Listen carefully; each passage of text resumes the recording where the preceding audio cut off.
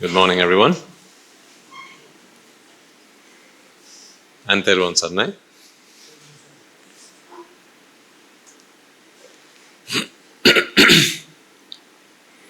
How are you all feeling this morning? Good? Very good. That makes my life easier. So I don't have much to do then if you're feeling good. What are you here for? If you're feeling good, you should be at home. I thought you come here to learn how to be good.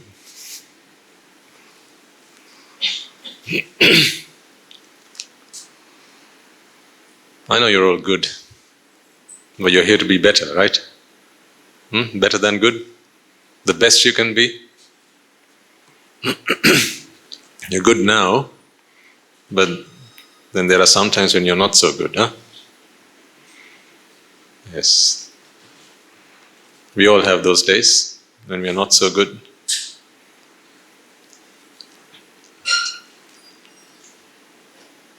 Good days and bad days.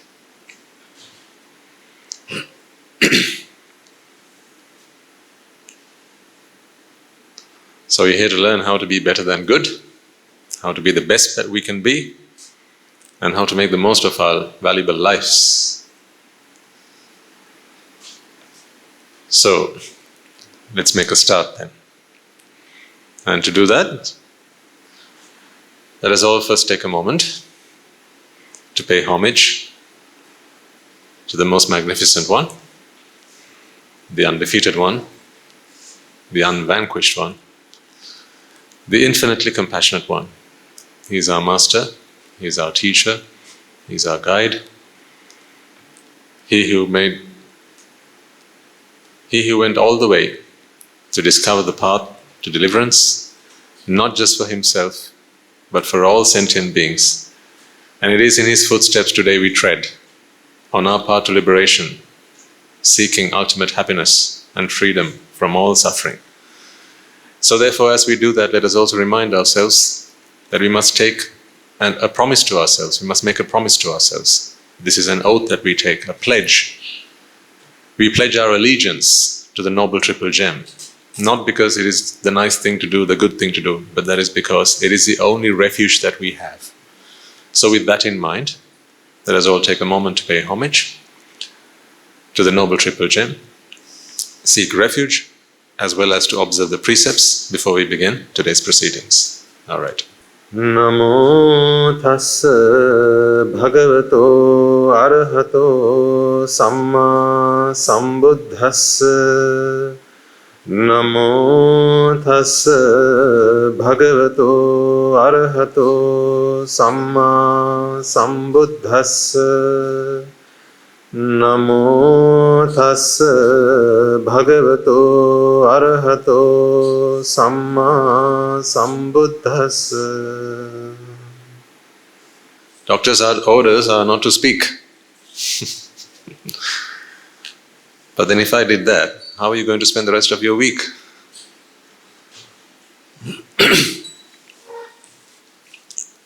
So I try and speak as little as possible, which is not at all possible.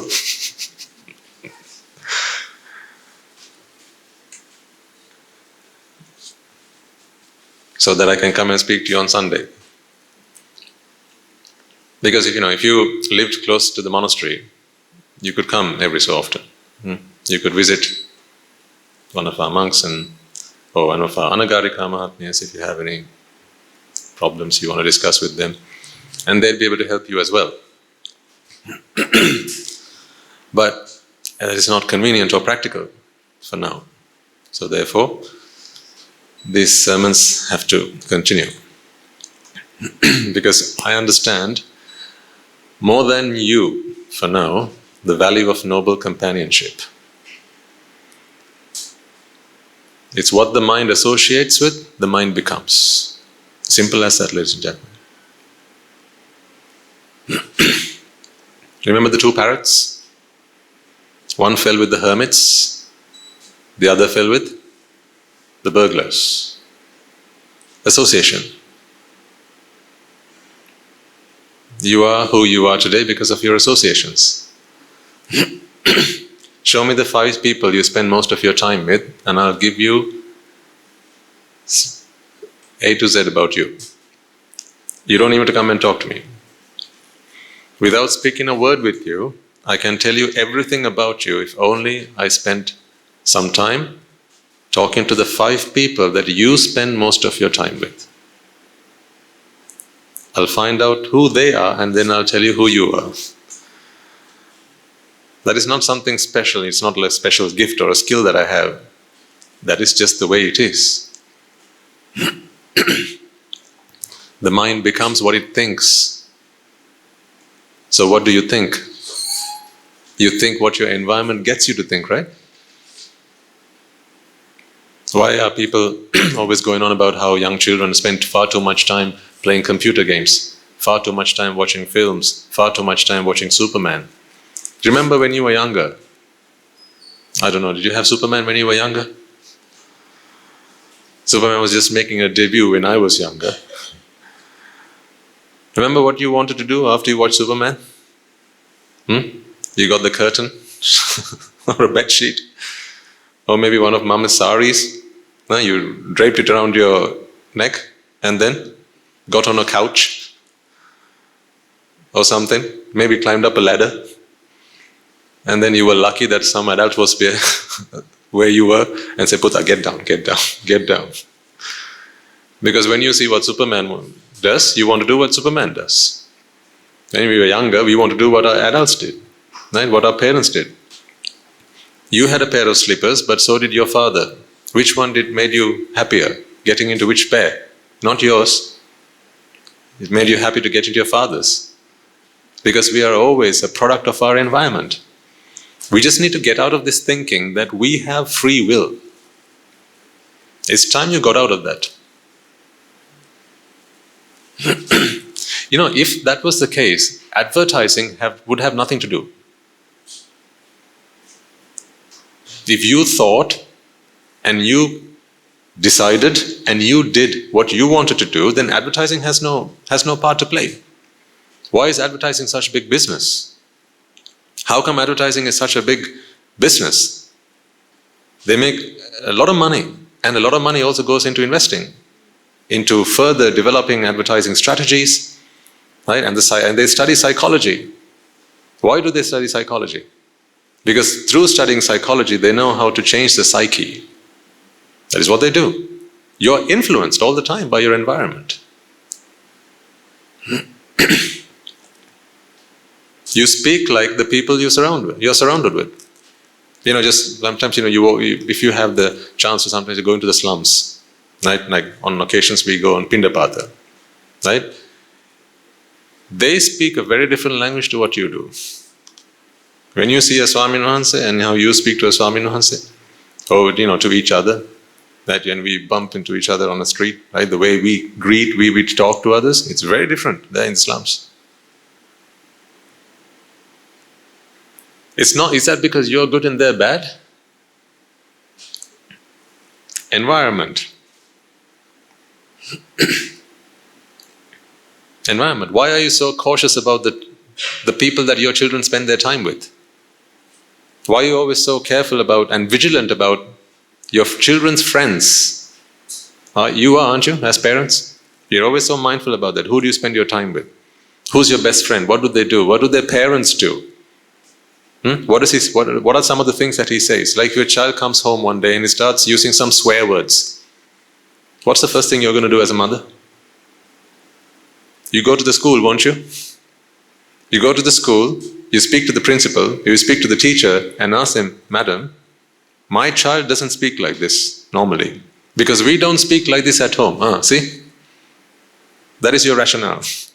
We don't speak like this at home, so my child doesn't normally use this kind of language. So what are you again confirming? My child is the product of the environment. So how come after he started schooling, he started picking up these bad words? This foul language? I remember I learned my first swear word when I was in grade 6.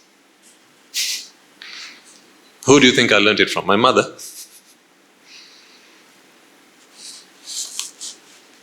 Where did you learn all the swear words you know today from? Oliver Twist? No.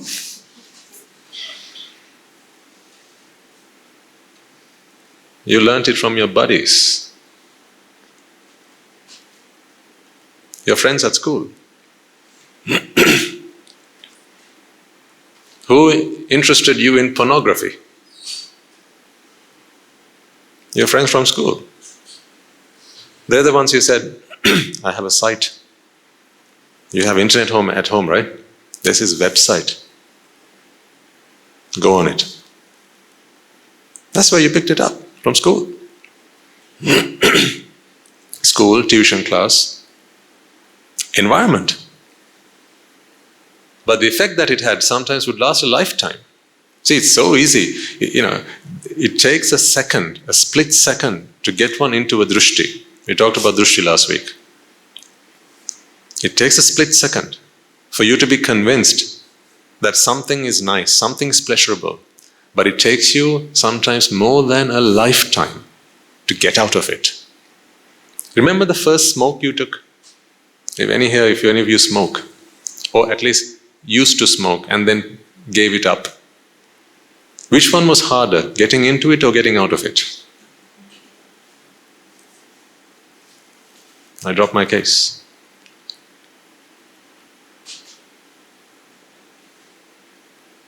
Perhaps if you used to drink a little bit too much, which one was harder, getting into it or getting out of it? You know. Which one's harder, getting addicted to television or getting out of it? Computer games? Parents, you'll know this. The time that you have, or the really difficult time you have with trying to get your children to stop doing it. But getting them into it was so easy. All you had to do was sit them next to someone who used to play computer games. That's it.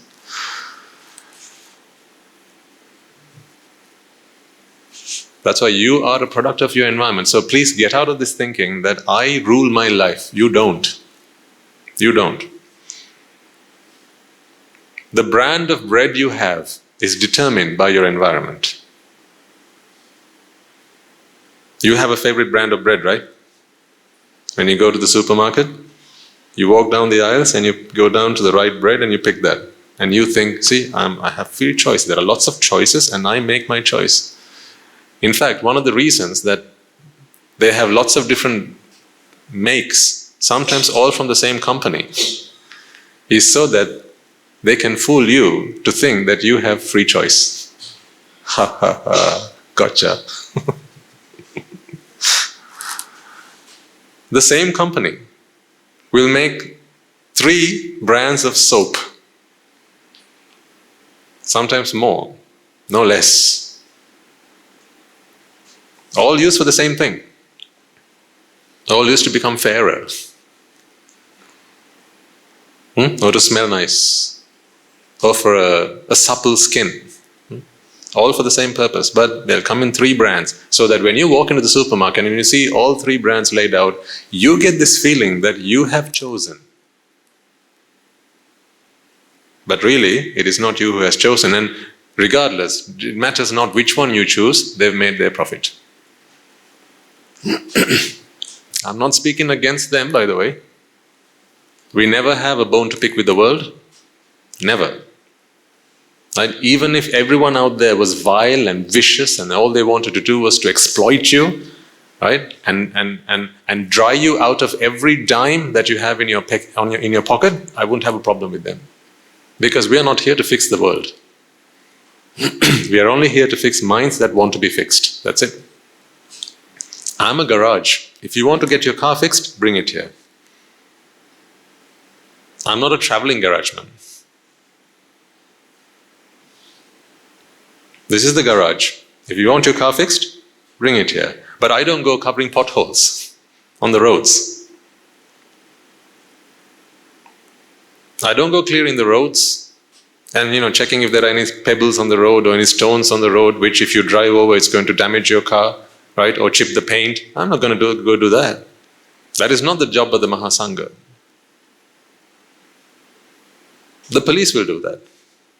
Law enforcement agencies will do that. That's not our task. Our task is to help those who wish to be helped. So therefore, this is the garage. Come all ye who are broken, and we will have you fixed. Christ said something similar. Come all ye who are weary and burdened, and I will set you free.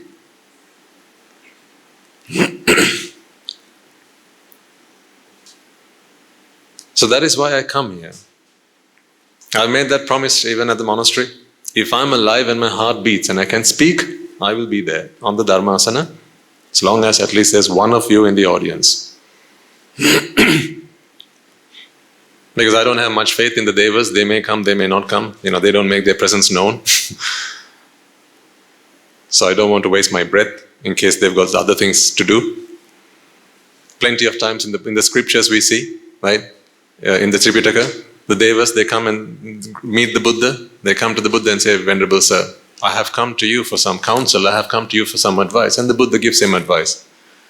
And after a while they say, Venerable Sir, we are devas. We have lots of things to attend to. We are far too busy to be spending the rest of the day with you. So we must make our leave.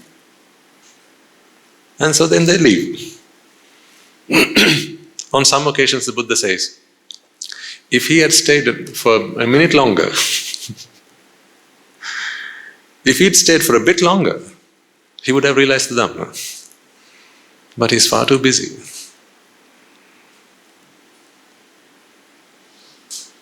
You're not like that, are you? You're not too busy to sort yourselves out, are you?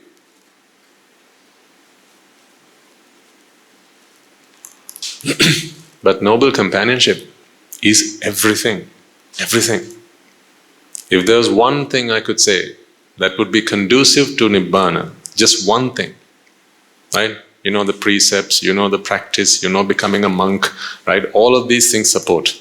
But if you ask me to give you one reason, one thing, just one thing, that is most supportive and conducive to your attaining Nibbāna, I would say that is noble companionship. And the Buddha has confirmed this. Ananda, what you have said is not right. You have just said that half of the Buddha Sasana is dependent on a noble companion, and that is not right, Ananda. So do not utter those words again. The entirety of the Buddha Sasana is dependent on noble companionship. What is noble companionship? It is not the sight of someone. That will help. But true sight is insight. That you have to see through your mind, through your wisdom eye. See, I can come here and sit here all day long, perhaps even in meditative pose, right? And you can be so utterly impressed. And you'll get up and you'll walk away. Perhaps you'll even bring me alms and say, wow, that Swaminivasa is so virtuous. He won't even bat an eyelid. From the moment he walked into this room, he sat in meditation pose, right? He must have developed his faculties so much, right? And what good does that do to you? You can offer some alms and earn some merits, yes, but you are the same way you started. For some change to happen within you, ladies and gentlemen, you need to hear the Dhamma. It must go through your ears. It must leave an impression on the soft spot between the two ears. That's when that change will begin to happen for you. And for that, you need to hear these words. And if the only way that those words can be heard is when I speak them out, then I have to speak them out. It's so unfortunate that it is that way. What if I could just speak to your mind? Wouldn't that be nice? You don't even have to come here then. Just wake up at whatever time you wake up at in the morning, and you can all be at home, right? I'll be at the monastery. And then you can tune into the airwaves. We'll have some mind waves. I'll inform the frequency. You can also then tune your mental waves to that frequency, and we can all have this Dhamma discussion. But that doesn't work because we are humans. There are beings who can do that, but we are humans. Because we have done this disservice to ourselves, having born human, right? The lowest level of the Sugati plane, in fact, it's nothing to be impressed by. or to be proud of that we are humans. It's good that we are one step short of going into the 4 great hells. That's good, but it's nothing to be impressed by. Because this is just one step short of the 4 great hells. You have the Brahmas, you have the Devas, you have the humans, last is the last step. And then from then below, yes, the 4 great hells, no escape. So nothing to be impressed by.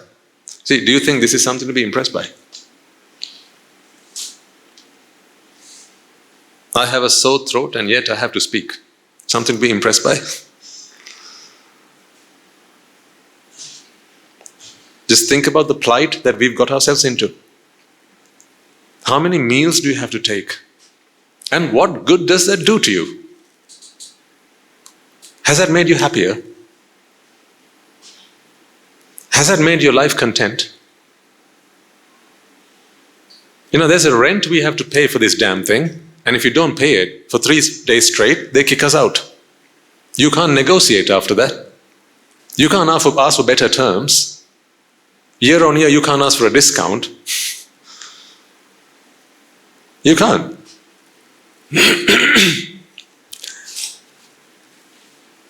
And unlike a rented house where if something breaks, if the tap starts leaking, right, or a tile breaks, or there's a leak in the roof, you ask the landlord to come and fix it, right? Yes? But what happens when your knee breaks? When your hip breaks? When your tooth goes bad? Who's the landlord? You have to pay rent as well as fix it when it breaks.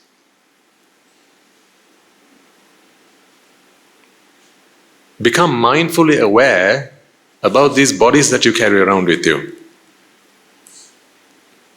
If you are so utterly impressed by the way you look, your body, and then you think to yourself, look at me, I've got my arms, I've got my legs, right? I'm a full, well-built man or woman, right? Because people spend a lot of time admiring themselves, admiring their bodies.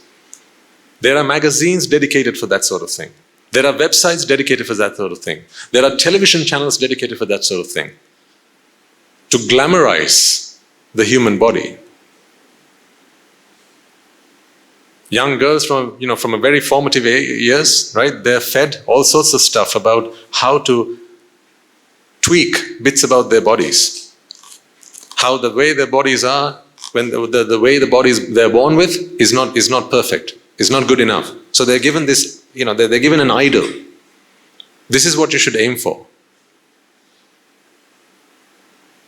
And they kept on fed this stuff. At school they pick up these things. In the magazines they pick up these things. On social media they pick up these things. Because these are the videos that go viral.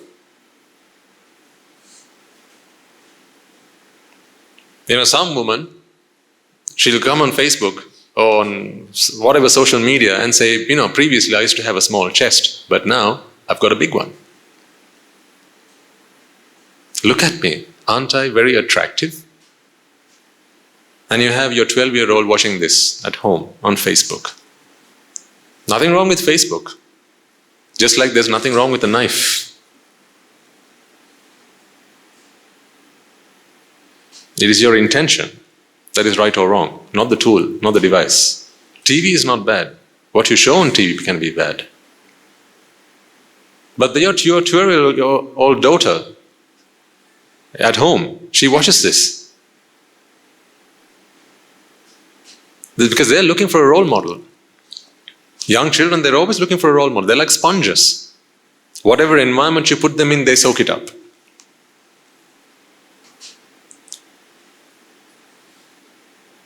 So they're watching this and they're thinking to themselves, they're looking on the screen, right? This is before, this is after. That's how they portray that, right? Before and after. So then they look at the screen and then they look in the mirror and they realize they are inadequate. Something's not, they're insufficient. It's not right. They were not born blessed. So they have to do something about it. This is association. The person doesn't have to be sat right next to you. Nowadays, because we have social media, we have technology, we have phones in our hands, right? That association comes to you 24/7. Those days, it didn't used to be like that. Parents had far more control over who their children spend their time with. But now, not so. Because now, every man and his dog has something to say. And because it's open media and it's social media, whatever they say can become viral. And whatever is viral, ends on your feed.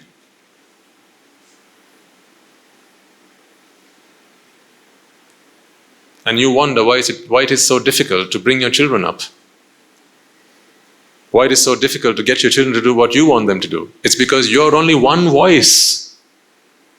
Your voice is just one voice. And besides, the things that you say are not the things that they want to hear. What do you say most of the time? Don't do this, don't do that. Yeah? And the things you ask them to do are the things they don't want to do. Do your homework. Who wants to do homework? Do your studies. Who wants to do studies? Name one human being who was born into this world to do their studies.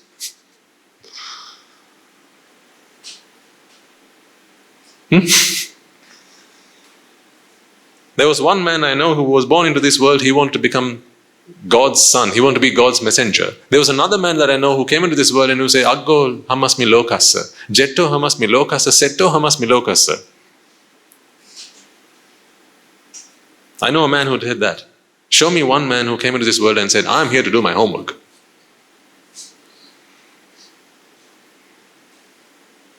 Nobody wants to do homework. Did you want to do homework when you were younger? Remember those days when the teacher said, right, children, this weekend you're free because we don't have any homework. What did you say? Yay! So you keep telling your children to do things they don't want to do. But what does social media keep telling them? Things they like to do. So whose voice do you think is going to have more of an impact? That voice. Your voice is just one voice, ladies and gentlemen. Please understand this.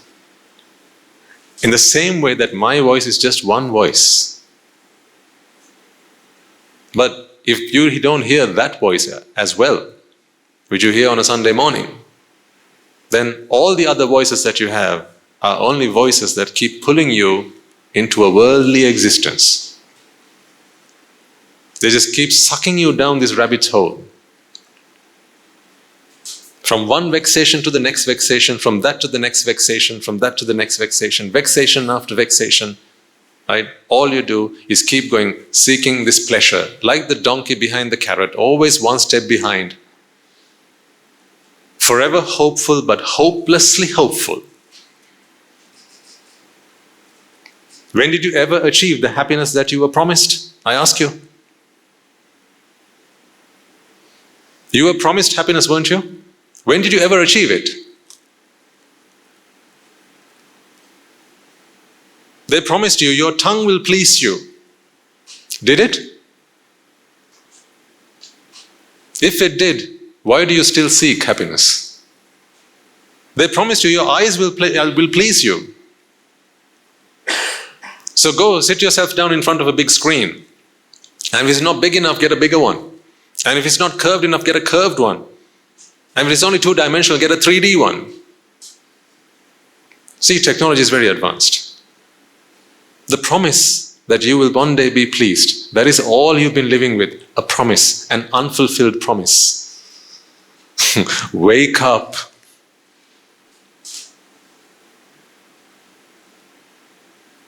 They've taken you for a fool. And I'm beginning to wonder whether they were right.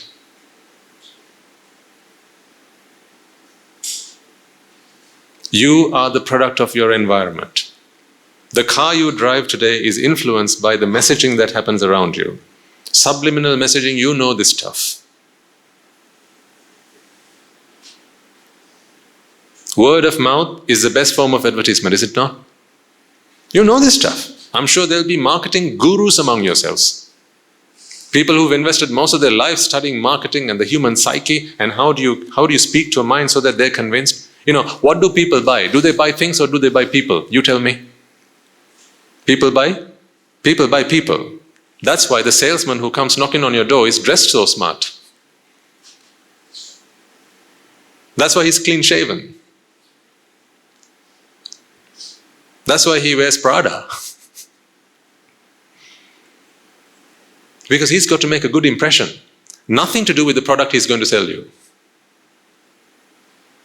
Perhaps what he has to sell you, his merchandise is utter trash. But you're impressed by the image, the impression that he makes on you. So you buy him. You buy him, therefore you buy his product. Ask yourself if this is not the case. Because here's how it works. This is the psychology of putting rubbish and indoctrinations into your mind. If, when a message is delivered to you, your mind is happy, you will absorb it. That's how marketing works. That's why when they want to sell you a bike, first they have to show you a half-naked woman. That's why. Because first they have to please you. Then you will buy any old rubbish. That's the way it works. Look at any advertising campaign. Next week, I hope you're doing your homework, right? Here's what your homework for next week. Next time you sit down in front of the TV and watch these TV commercials, have a think about how they're trying to indoctrinate you. Just think of the analytics behind it. Think about the dynamics of it. Think about what they're actually doing, what they must have thought when they designed that advertising program. What was going through their mind when they designed it. Right? Now they want to sell you a toothpaste. Have you seen any advertising campaign where any of the people in there have a sad face? They all have a smiley face, right? Because a smile begets a smile. So the best way to get you to be happy is smile. Hello. See, you're smiling.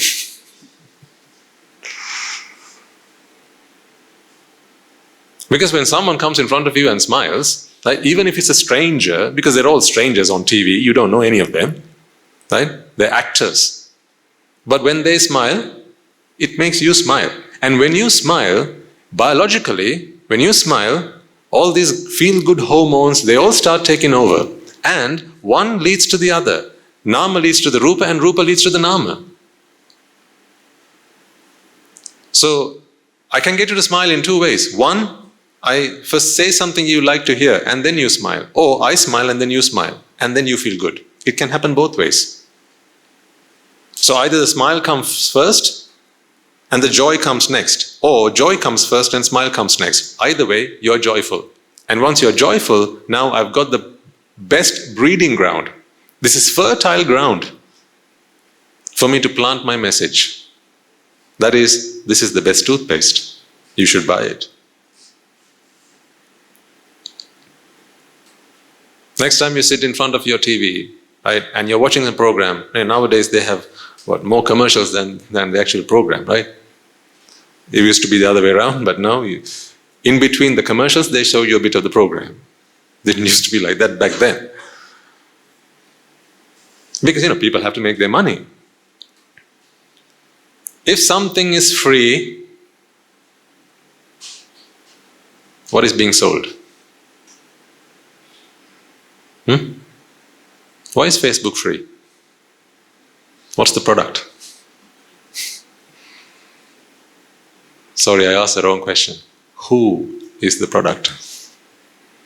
You are being sold.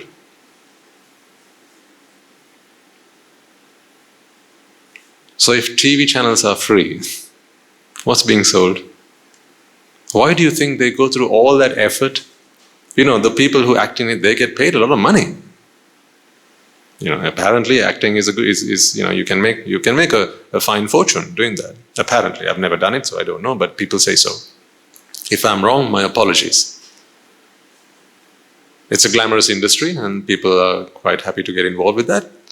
Right? So, but it's big business and it's very expensive. Like the airwaves, it's expensive. The infrastructure, very expensive. Hiring the right kind of people for it, very expensive. To hire the airwaves, very expensive stuff, right? But They show you the channel for free. Something doesn't add up.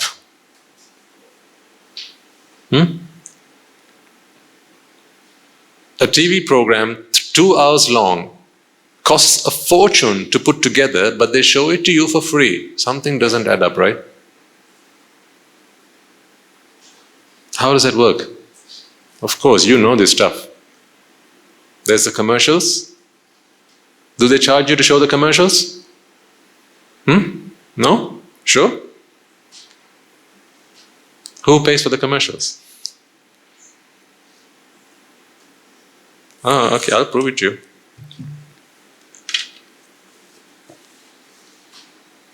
A box of chocolates.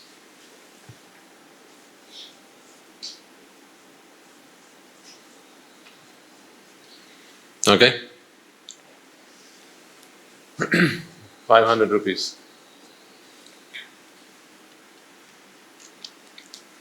Manufacturing costs. Let's break it down.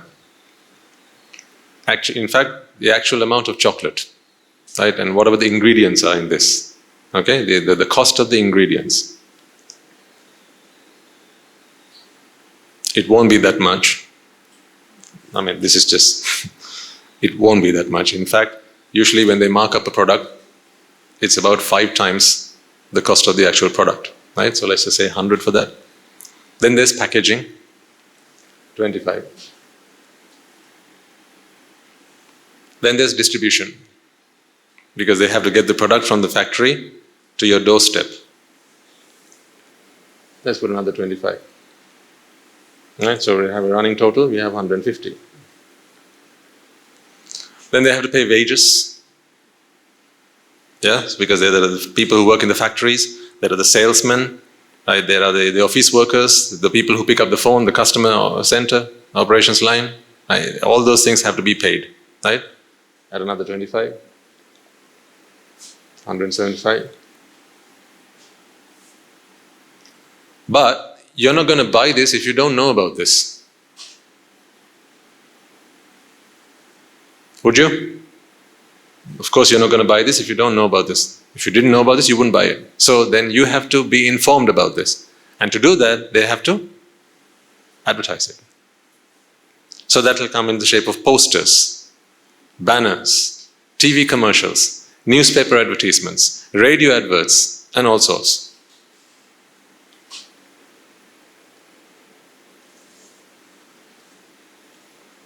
$275. That's another 100, 275. But they're not in the business of charity, they're here to make money. So they mark it up to 500. The rest is profit, right? For the shareholders. They have to make their money.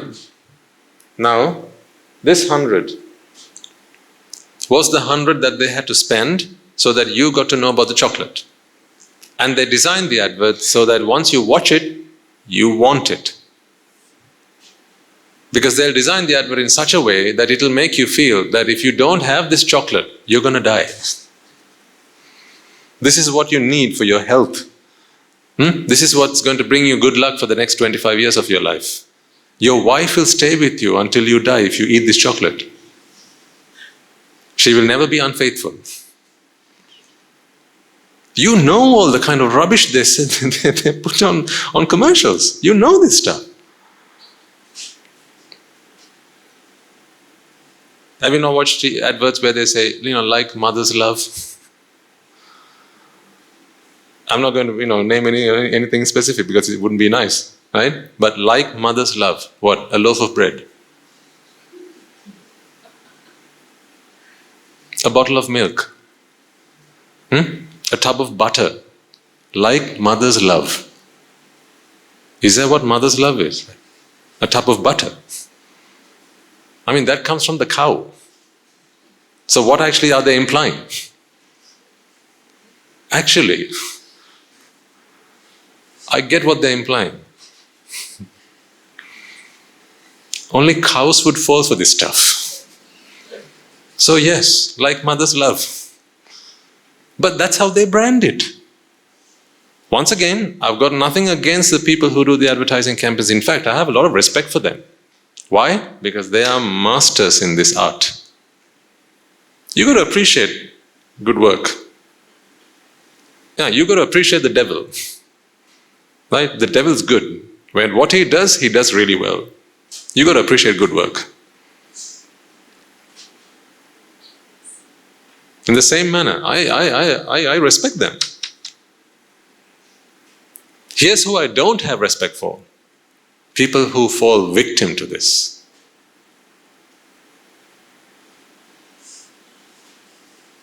People who buy this stuff willy-nilly.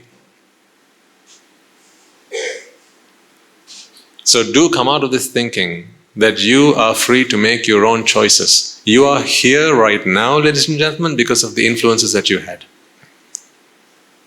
Maybe by chance you heard a sermon from somewhere, and that is what brought you here. Maybe someone else invited you to come here. Maybe someone said there's going to be free sandwiches at the end of it, so come along. Just jesting. You're here because of your environment. This is why it's so important to make sure that you are in the right environment. I don't think people think about this enough times and check whether they're in the right environment. I don't think people do it enough. If they did, they wouldn't spend so much time on Facebook doing useless stuff. Again, once again I emphasize this point. Facebook itself is not bad. I mean, we put our dhamma sermons on Facebook as well from time to time. So Facebook itself is not bad. But be honest to yourself. Don't answer this question to me. It's a rhetorical question. You can answer it for yourself. The last time you went on Facebook, okay, was it for something productive or unproductive? Don't answer. If you added up all the time you spent on Facebook so far, right, not till the big dawn of time, just say, the last month, right, we are towards the end of October, just think of the last month. And these days you have devices that can tell you how much time you spent on these apps, right? Just go onto your phone, in your somewhere it'll tell you how long you spent on that app, right? And then ask yourself the question, how much did you actually get out of putting that time in there? If that was a bank, you wouldn't put your money in it, I tell you. You wouldn't. Won't you agree?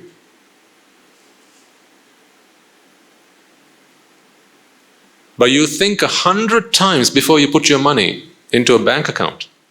You go around town checking all the interest rates. You ask around, you check in the newspapers, you check on TV, you ask around, you go on the websites, investment advice, you get all that before you put your money into a bank account. But this is money you can earn if you lose it. But your valuable human life, the time that you have to free yourself from suffering,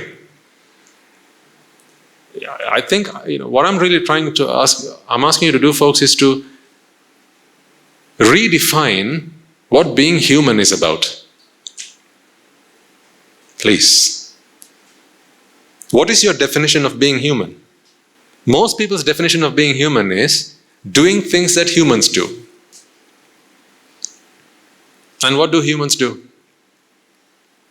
They eat, they sleep, they drink, they reproduce, they learn, they play, they make money, they travel, they get into relationships.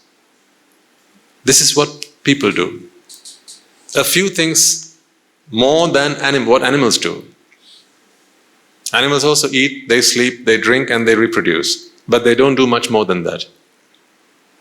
What is being human? That and a few more things. Like learning, educating ourselves, building houses, buying cars, traveling the world. These things animals don't do. When animals, they build a house, but they only build a house that is big enough.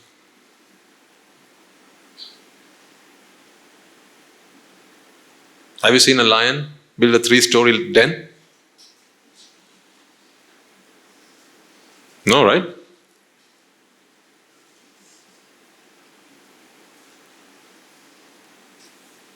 Or a monkey? Build a house with a swimming pool? They don't do that stuff. They only do what is enough for them. They only do what is enough for their physical sustenance. But we as human beings, we think that human life can be used for much more than that. So we try and be better than animals in those ways, but in very primitive ways, I tell you. I want you to redefine what being human is, at least now. It's not too late if you're here. At least now, begin to redefine what being human is. Here's what being human is about. I'll tell you and you see whether you agree with me. This is your chance to free yourself from suffering once and for all. Ask yourself whether you agree with me or not.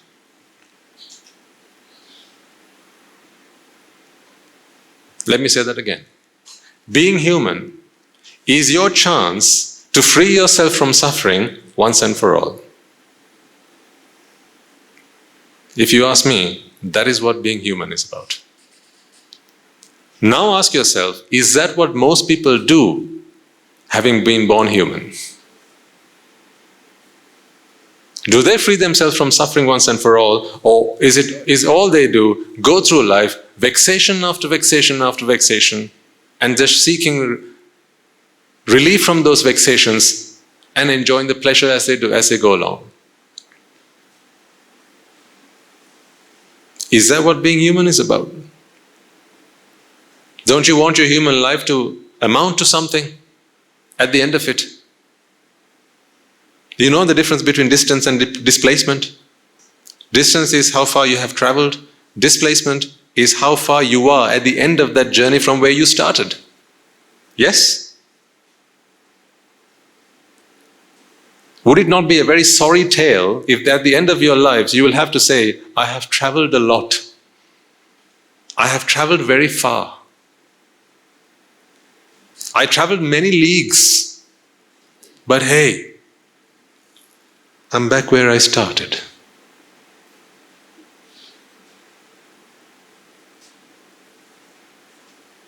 Most people's lives, at the end of that life, what is their displacement?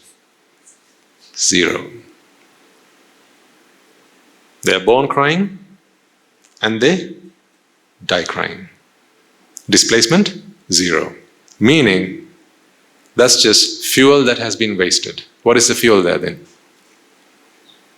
Human life. Wasted human life. You know this, ladies and gentlemen, I'm trying to inspire you to do something more with your lives. That's what I'm trying to do here. Allow me to speak to your heart. You need to open up so that I can speak to you. When you're here, I want you to be one with me. I want you to connect with me. Once you leave this room, that's fine. I'm not going to say a word to you. Because I won't have a chance to say a word to you, because there'll be so many others who will come and surround you and they'll be telling you what they have to tell you. I can't fight them. I can't compete with them. I am outnumbered 1 to about 1 million. All the people who surround you.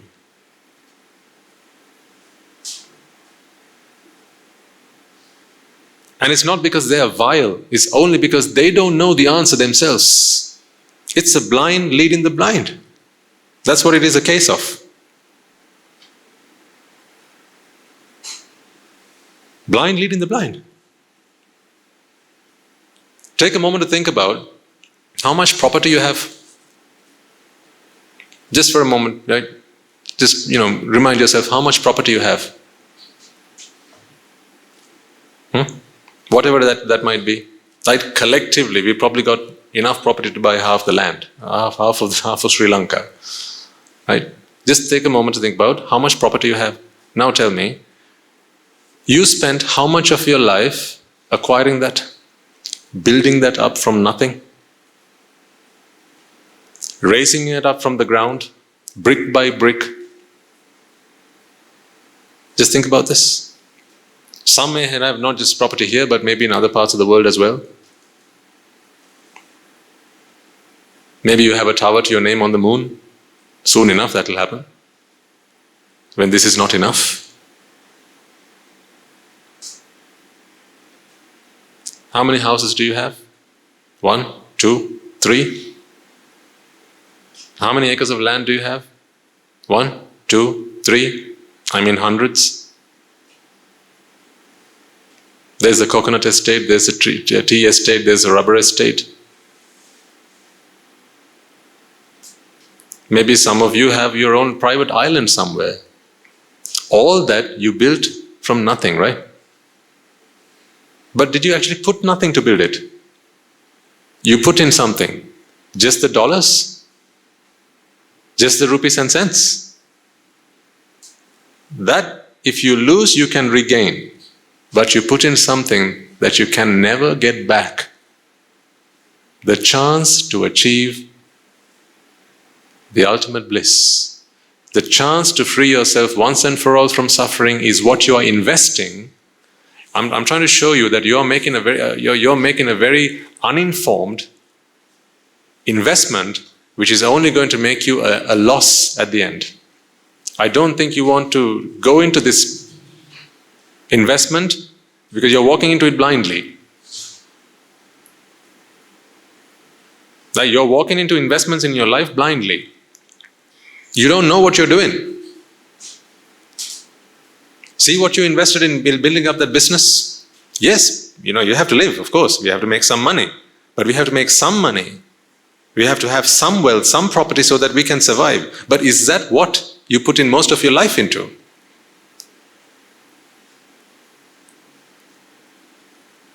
Did you only invest your lives into building up something that was sufficient? Or did you put into making surplus? Yes, of course you can say, I've got so much to my name. Here are all the deeds. Here's all my property. Look at my bank account. Look at the number of zeros I have at the end of that. I used to do the same, so I know what a fool I was. Almost 25 years of my good life wasted. My youthful life wasted.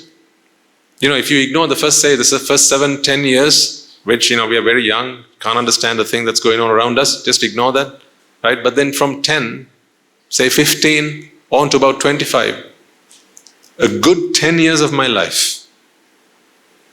Education? Yes, but I educated myself to more than what I needed.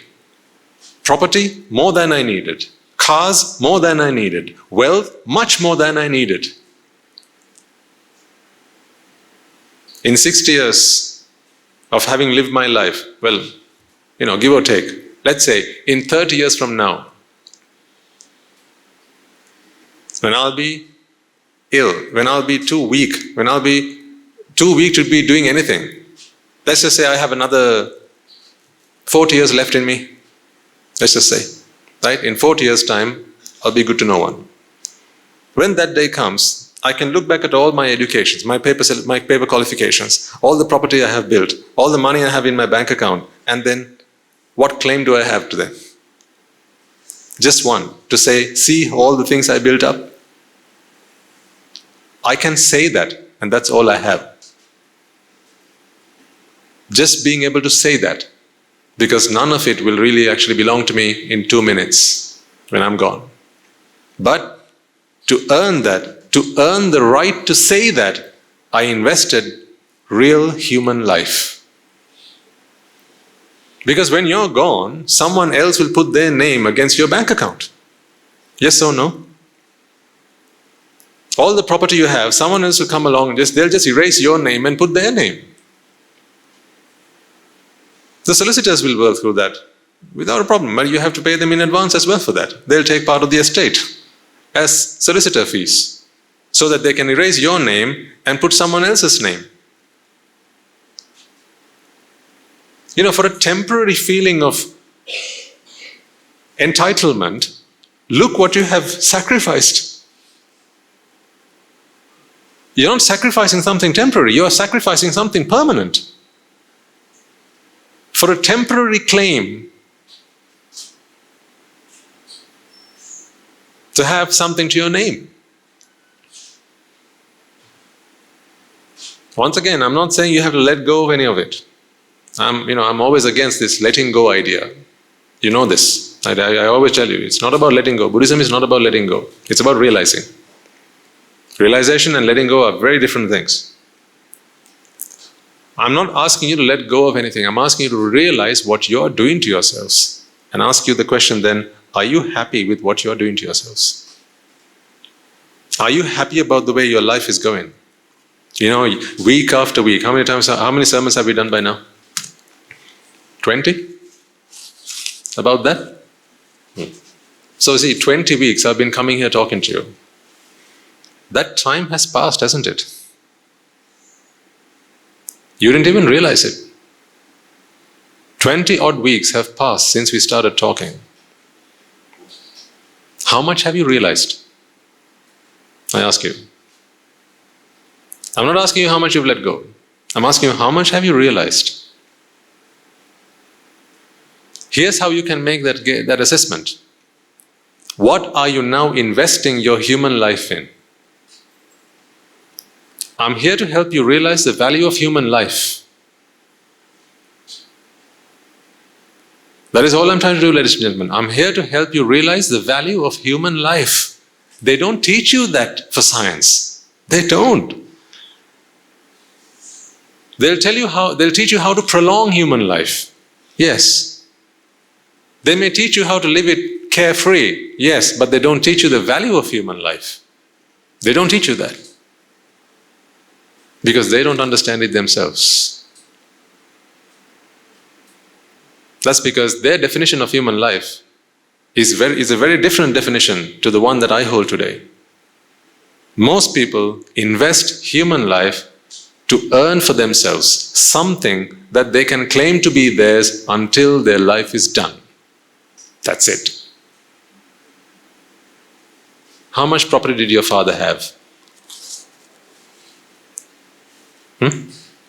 For those of you who lost their fathers by now, how much property did your father have? Note, I use the past tense, not the present. I didn't ask you how much does your father have, because he's gone now. All that property then became whose? Yours. And after you, maybe your children's. And after them, their children's. And so on. So the property always remained. But the people who owned the property, they came and went. So what did they actually make out of their lives? What real people are really doing is just looking after someone else's property until they come and claim it. You're just looking after your children's property until they come and claim it from you. No? Do you disagree? Fathers in the room? Mothers in the room? Here's what you're doing with your property. It's not your property, it's your children's property. You're just looking after it for them until they're old enough to take it off you. And what are they going to do? They will look after it until their children are ready for it. So, that being the case, which one is of greater value here? Is it you with the human life, or is it the property? It seems like the property is more valuable than your life. Because what you're doing is taking care of property so that it can be passed on from generation to generation to generation. The focus is on the property to ensure it's safe. In exchange, you sacrifice human life. The only question I have is this: are you doing this mindfully? Do you know you're doing this to yourselves?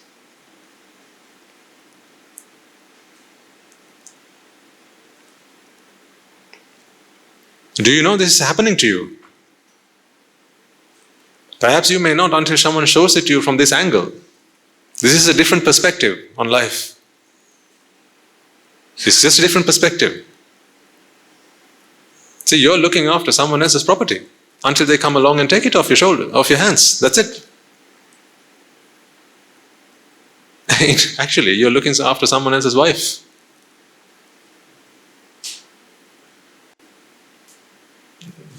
literally as well.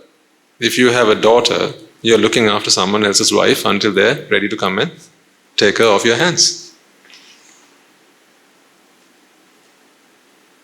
But when your wife is dead, if she's born again somewhere, now she's somebody else's wife anyway, right?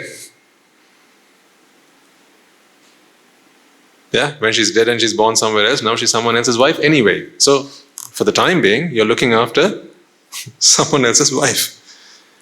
And in her previous birth, she was another man's wife. So now you're with another man's wife. Come on, have some dignity.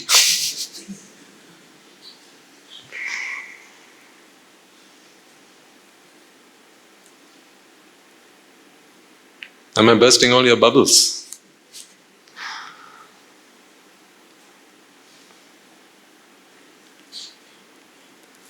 I wouldn't speak like this if the life, this imaginary life that you're living was a real one.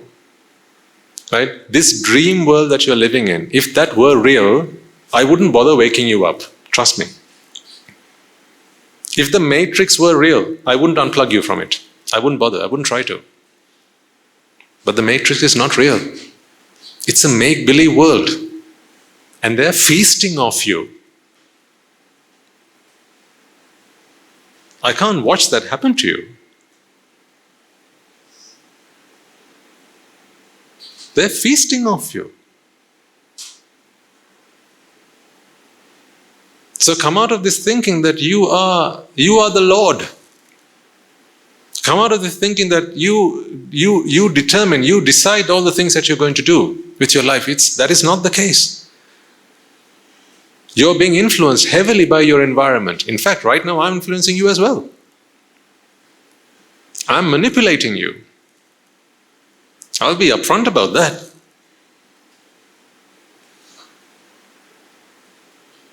But I have a guilt-free conscience. I can manipulate you all I like and sleep easy at night.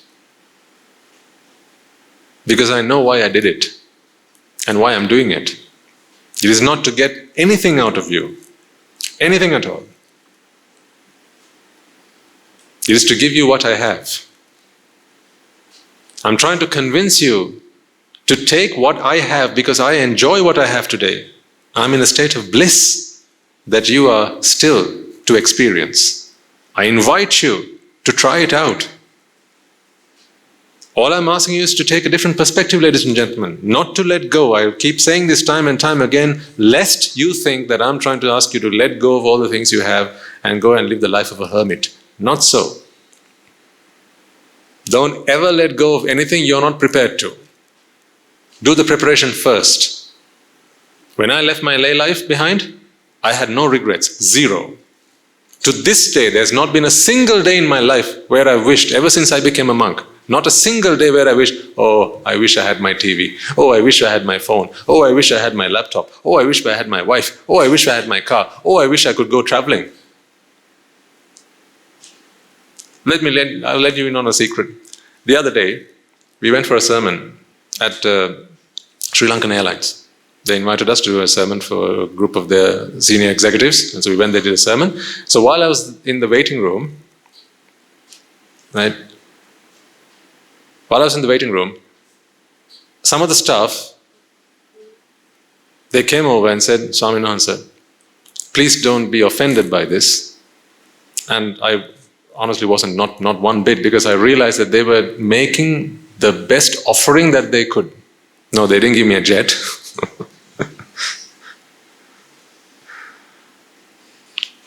But they gave me the closest thing to one. At least they offered it. They said, Swaminathan, we are in the center where pilots train. So this is the simulation center. If Swaminathan wishes, we can give you a tour of the simulation room. They have the Boeing jets, it's the whole simulation place. You can go there and experience the simulation. And this is where pilots come to train. So, out of great respect, because that is the best they could offer, right? If anyone comes there, right, that would typically be what people would like to go and see, right? Because it's not the kind of thing you can go and see anywhere and everywhere. You need to get a VIP pass to get through there.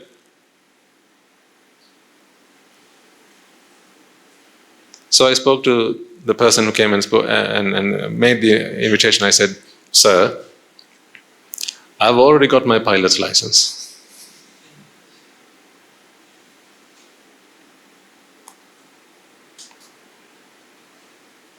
So I don't need to go into another simulation center. But if you have a few more people, bring them along, and while we wait for the next program, let's come and have a chat. Maybe I can give you a pilot's license. Perhaps I can give you wings to fly."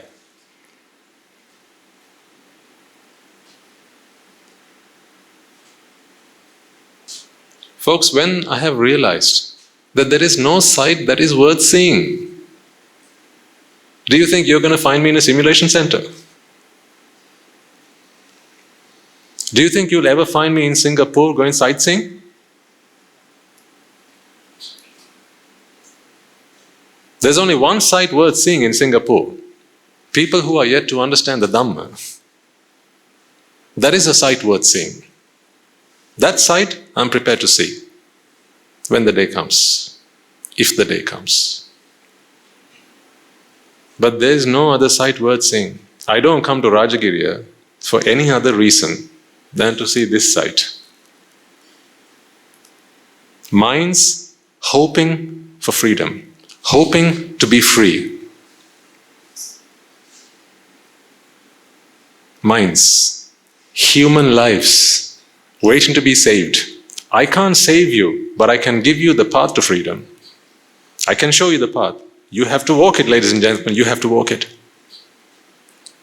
So that was a very fine occurrence there, and I said, please bring a few people, let's have a discussion. So a few of them came, we sat down and we spoke for about a couple of hours.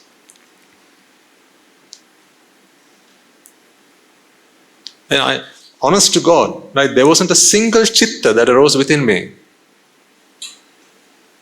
Not a single chitta arose within me to think, oh, I wonder what it's like in there. But I remember when I was younger, flying, I spent quite a lot of my time in the air, flying especially from London to Edinburgh, where I used to work. I often wondered, what must the cockpit be like? Perhaps I could go and get a taste of that. I often wondered.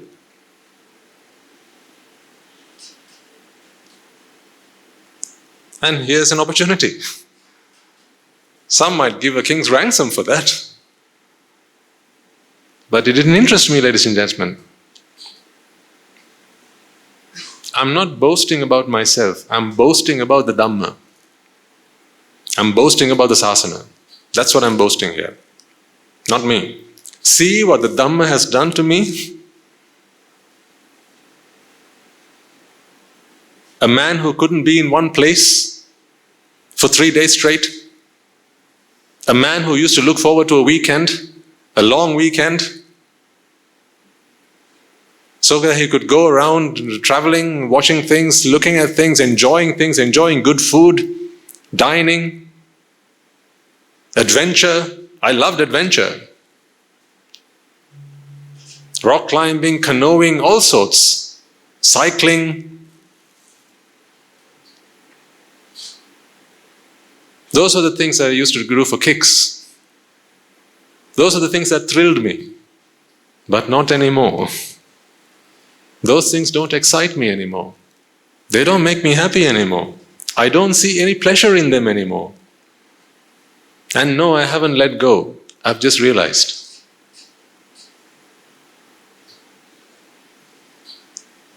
That's why I say to this day, there's not been a single day, not one. It's been almost 6 years since I ordained. Not one single day where I thought to myself, oh, did I come too soon? Another day, another trip, another country, if I'd gone there. Never.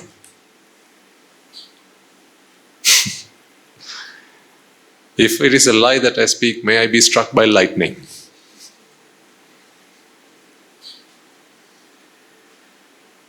Not a single day. From the day I came into robes, I have loved this. The bliss that it has entailed me.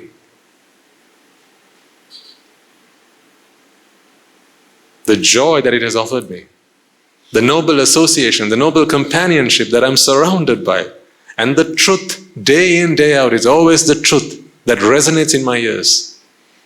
And each time I hear that truth, I realize a little bit more, and a little bit more, and a little bit more. And with each realization, I come to realize happiness is always with me. I don't have to go looking for it.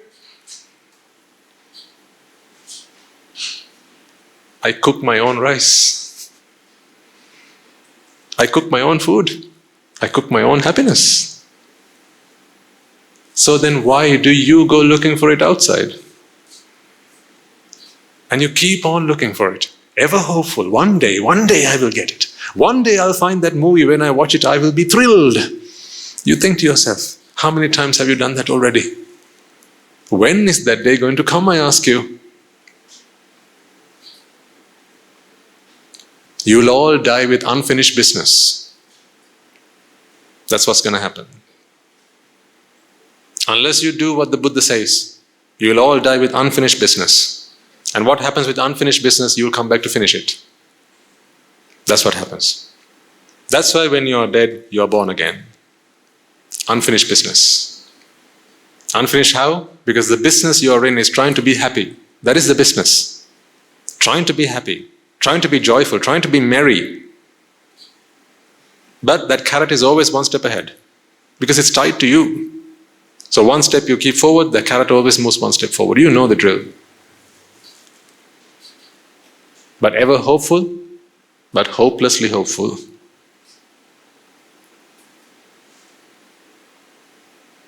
So come to your senses, ladies and gentlemen. Please open your eyes and just understand what's happening to you. Just on the way here this morning, I was thinking to myself, I must go to Rajagiriya. I was thinking to myself, for as long as my legs can carry me, for long as someone can drive me here, I'll bring myself here because, I think about you and I think, geez, how many weeks have these people been coming along here?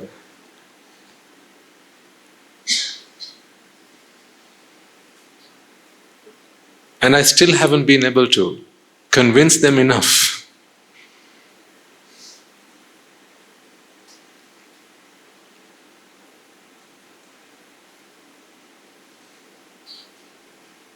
I was critiquing myself.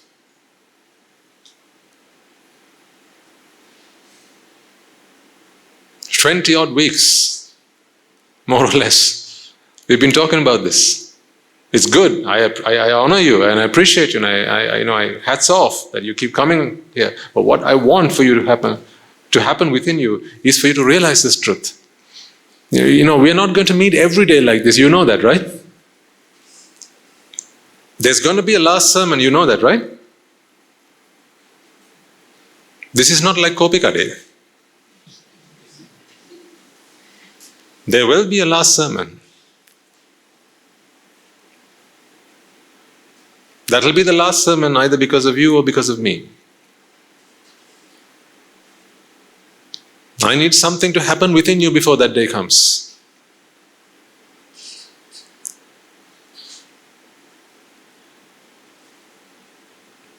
I want the light of wisdom to shine bright in your mind. I want you to realize the truth. I want you to realize whenever you experience pleasure, this is just a fallacy. This is madness. This is lunacy. Pleasure did not come from the piece of cake that I just ate. It didn't. I want you to realize that. You may still experience pleasure, but all the while you'll know that this pleasure did not come from the cake. That's the point I want to get you to first. And I hope you're not very far from there. I really hope, for your sake. Because for as long as you think it's in the cake that you get your pleasure, you'll keep on thinking that. And today's cake is not going to do it for you, so tomorrow they'll have to make another cake. Today is going to be a strawberry cake, tomorrow they'll have to try chocolate cake. Because you still keep on thinking, cake is going to make me happy. So just keep on eating cake. Piece after piece after piece, you'll try cake. But cake is never going to do it for you, but you'll always be hopeful. No, cake will do it for me. So you keep on trying different types of cake. And then they'll say, somewhere in Japan, they've made this new cake. It's the most delectable. The most delicious type of cake. So what you'll do then is you get yourself on a jet and you fly yourself to Japan so you can try that. And once you're there, you'll have a bite of it. Temporarily, you will feel, yes, found it.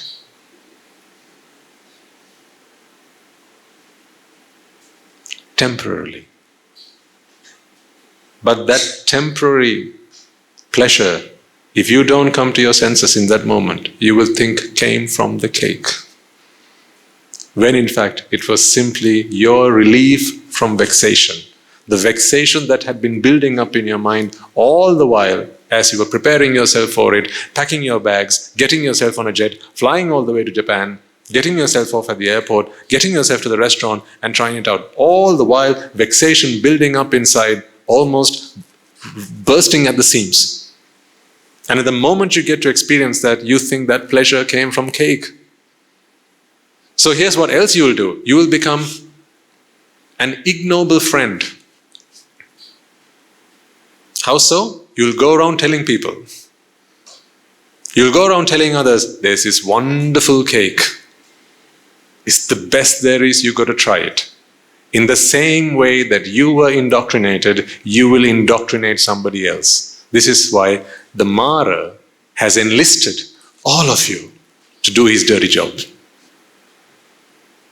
Mara Minissu.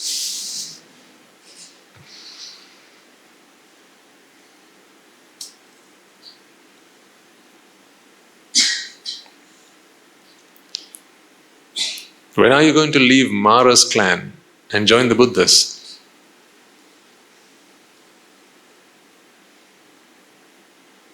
Because every time, folks, seriously, every time you speak to someone, especially if your voice is a very influential one, every time you speak to someone and say, there's a nice film, you've got to watch it. Machan, there's his latest new album, beautiful. It's like pouring honey into my ears. You should watch it, you should listen to it. Every time you say that, this is a musavada. This is false speech. People think false speech is simply,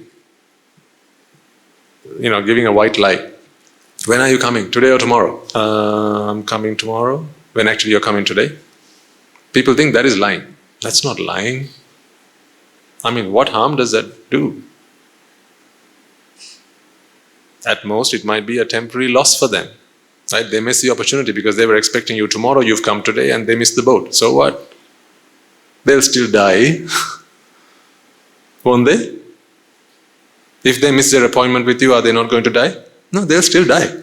Are they going to become immortal? Oh no, they're still going to die. But here's what. Here's how you can make someone immortal.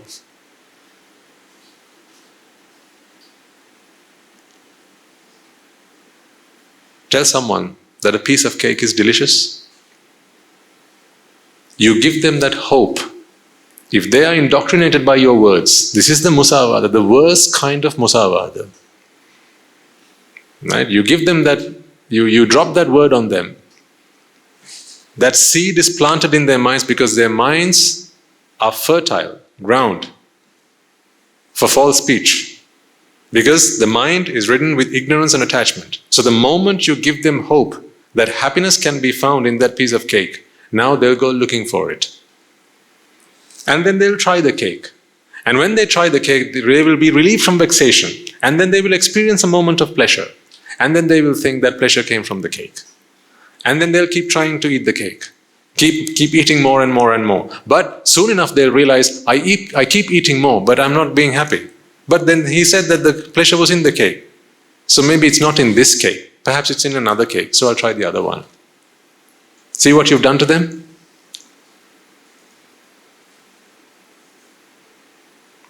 There are two types of friends in this world. Noble friends and ignoble friends. I call them Kalyana Mitras and Kalyavana Mitras. These are the two kinds of friends. One is a Kalyana Mitra, who shares the truth. Pleasure is not in a piece of cake, so don't bother. Don't bother.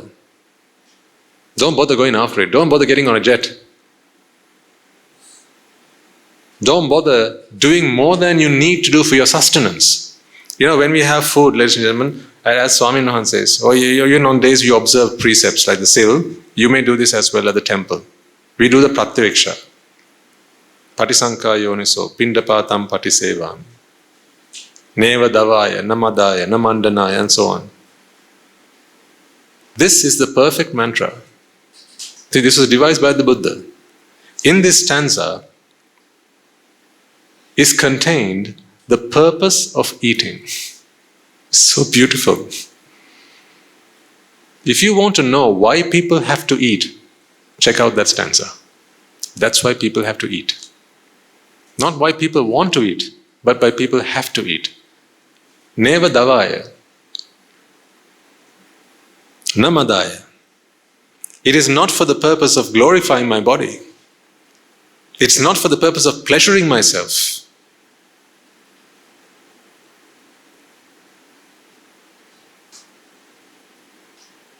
Then what is it for? Yavadeva imassa kaya satitya. This body is a collection of things. That's what, like any body is a collection of things, right? We say a body of water. What is a body of water? A collection of water. That's why this is called a body, because it's a collection. That is what a body is, a collection.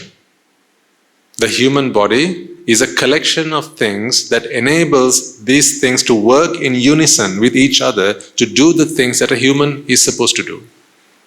That is why this is called the body. The body is a collection, or a kaya. But when we think of the word body, we think the whole thing as one unit. It's not. It's not a single unit. The body, the word itself means it's a collection. Yavadeva imassa kaya satitya. For the sustenance of this body. Sustenance. Not pleasuring it. Sustenance. Iti puranancha vedanam patihankami. Any pain that the body had to endure because of lack of nourishment, lack of energy, lack of nutrients, to fulfill that. Previous bodily pains, so that they don't come back to you. So there may be some foods that you have to eat to keep off certain physical ailments. Maybe, we take energy, because we need energy. We need the calories that we need to use our bodies as we need to. Navancha vedanang na uppadesami. So that new physical pains, which would come if we don't take a meal, don't come. So we can ward off such pains. This is talking about physical pain, physical discomfort. Because we are not in the business of torturing ourselves. Self-torture has nothing to do with Buddhism. That's what the Buddha realized.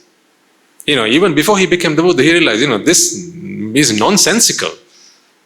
This is self-torture. At one point, he reduced himself to eating just a grain of sand, a grain of rice every day. And then even that he gave up and ultimately said, whatever falls into my alms bowl from the sky, I will take it.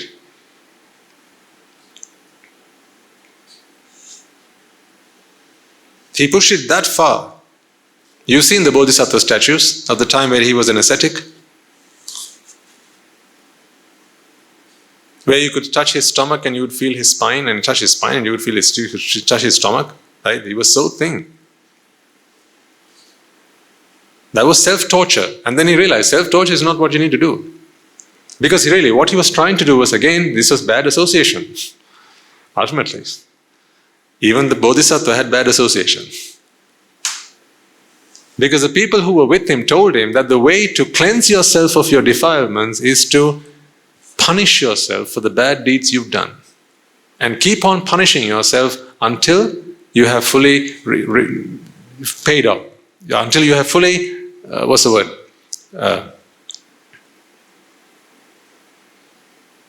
There's a word in the Christian faith for this. I think it's repentance. Yeah. Until you've fully paid for all the sins you've done.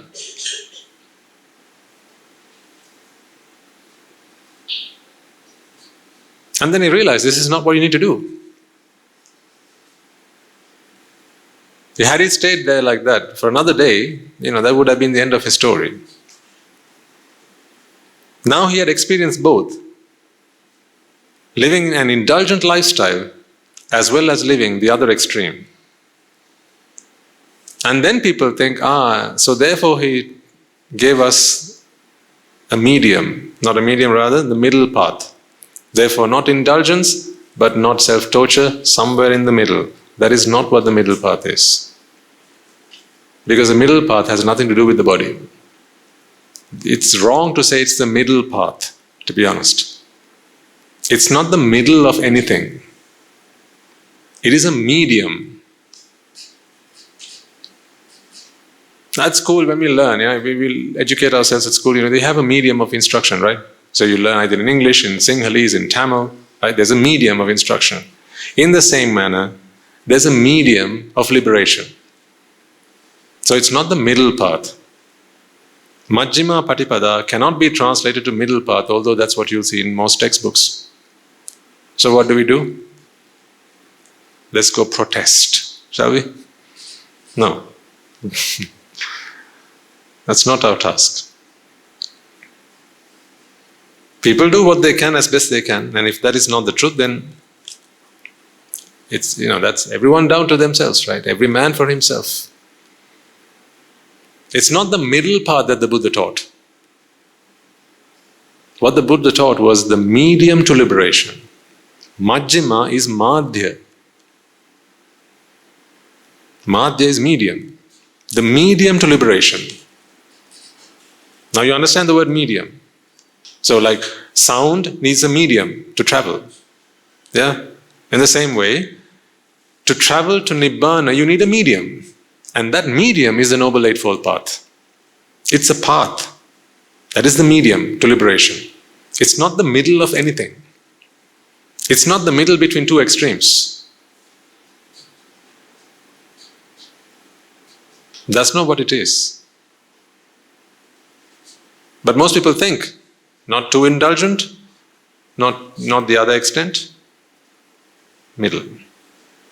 Because of this loose translation.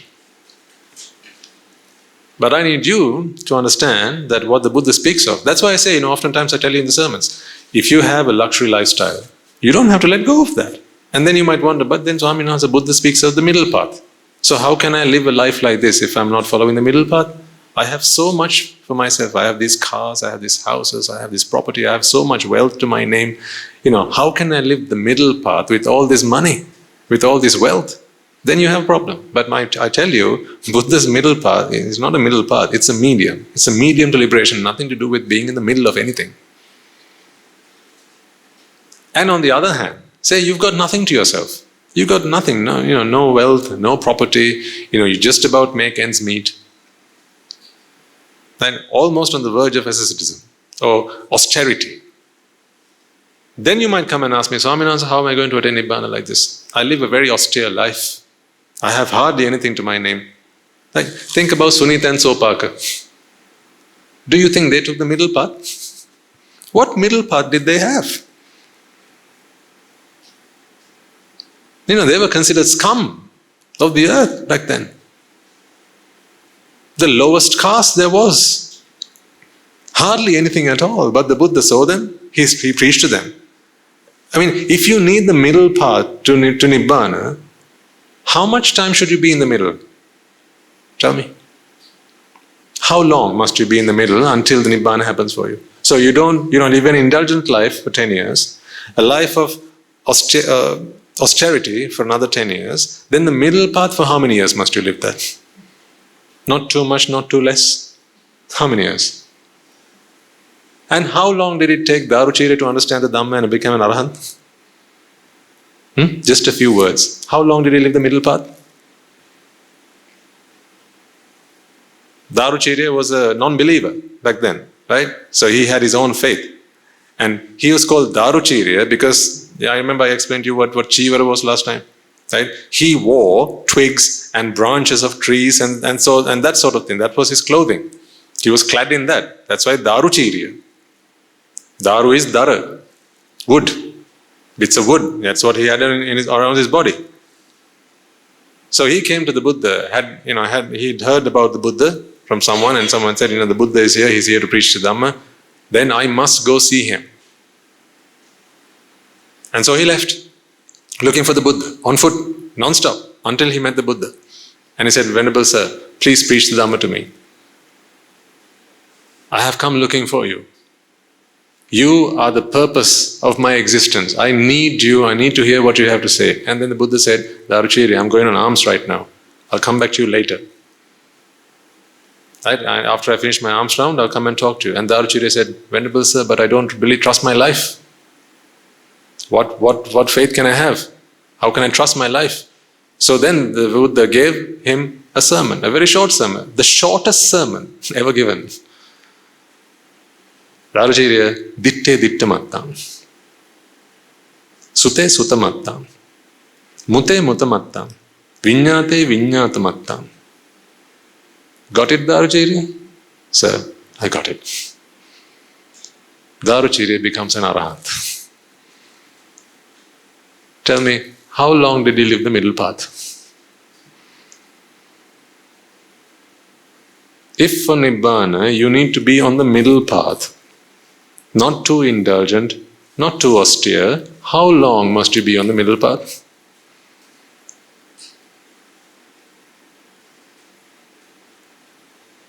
So I prove my point to you then. It's not the middle of anything, it's a medium to Nibbāna. In the moment that Rajagiriya heard those words, Samma Ditti, Samma Sankappa, Samma Vacha, Samma Kammanta, Samma Ajiva, Samma Vayama, Samma Sati, Samma Samadhi, Samma Jnana, Samma Vimukti.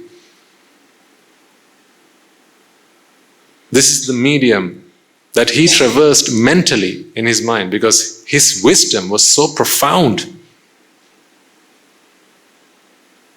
He was like a balloon, almost just ready to be burst. And all the Buddha had to do was just show a prick, not even prick it. Just show a needle. And therefore he went on to become the foremost among those who attained arahathood by listening to a very short discourse. This is the title that the Venerable Rajagiriya Thero has. He is one of the 80 greatest disciples of the Buddha. And he is foremost for having understood the Dhamma in such a short period of time. So if it was done in such a short period of time, and you need the middle path to get to Nibbāna, then how long was he in the middle path? That's what I always tell you folks. Live the lives you live already. I'm not asking you to change any aspect of it. Live a happy life. Engage in your duties, responsibilities, right? Fulfill them, teach your children, right? Work, live, right? Build your houses, right? Do whatever you have to do. But allow yourself the time to reflect on the truth. This is a purely mental task. Nothing to do with what you're doing with your arms and legs. Your realization must happen within you. This is just insight. Once the penny drops, what I need you to do from there on is to reflect on it. That's why I gave you homework last week and the week before as well. I need you to do this when you're at home.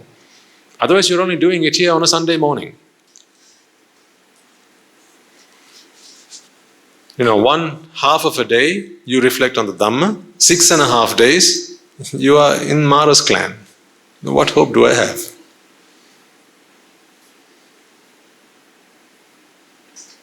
To become a Buddha Putra or a Buddha Dhyani, you need to contemplate on his Dhamma. Yo Dhammam Passati, so mam Passati.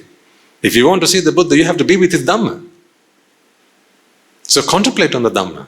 Whatever little you have understood, contemplate on that. Whatever little.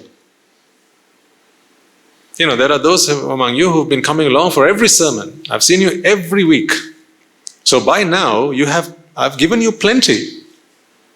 Yes, there are a few bits more that we need to talk about, but you've already got plenty to start contemplating. You need to be doing that when you're not here. Because when you're here, I control what you think, don't I? You've given me the liberty to do that, for as long as you stay awake, of course, though. See, again, environment. When you're in this environment, you can't let your mind wander away into all sorts, I need to do that, I need to do that, go to the party, organize this, that, and the other. You can't do that because I keep bringing you back into reality. I talk to you. I bring your attention back and keep you in the Dhamma, explain the Dhamma to you. But when you're not here, you're with the Mara's clan. No one's going to encourage you to contemplate on the Dhamma. They'll come and tell you this, Macha, new movie, shall we? There's a new restaurant in town. They do the finest crabs. Let's go there.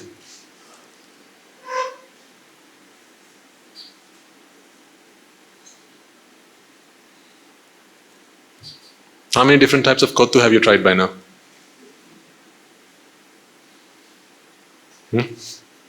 Why?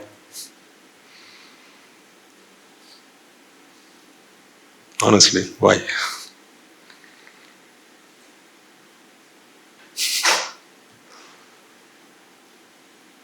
Each one you had, you thought this was the deal, right? Remember when you first tried cheese kottu? When that was a new fad? And you tried it and for the first time you thought, this is the one. That's it. I'm in heaven. What happened when the next one came along? Then what happened to cheese kottu?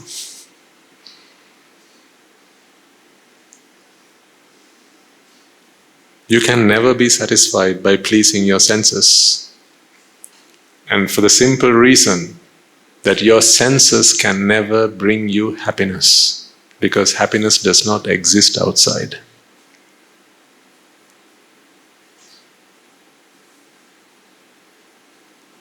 So the more you keep expecting it to come from the outside, the more your life will become frustrated. The more you will be disappointed. The more you will become a wreck. And there are some who go mad in the search of pleasures from the outside world. They go insane, they just lose it.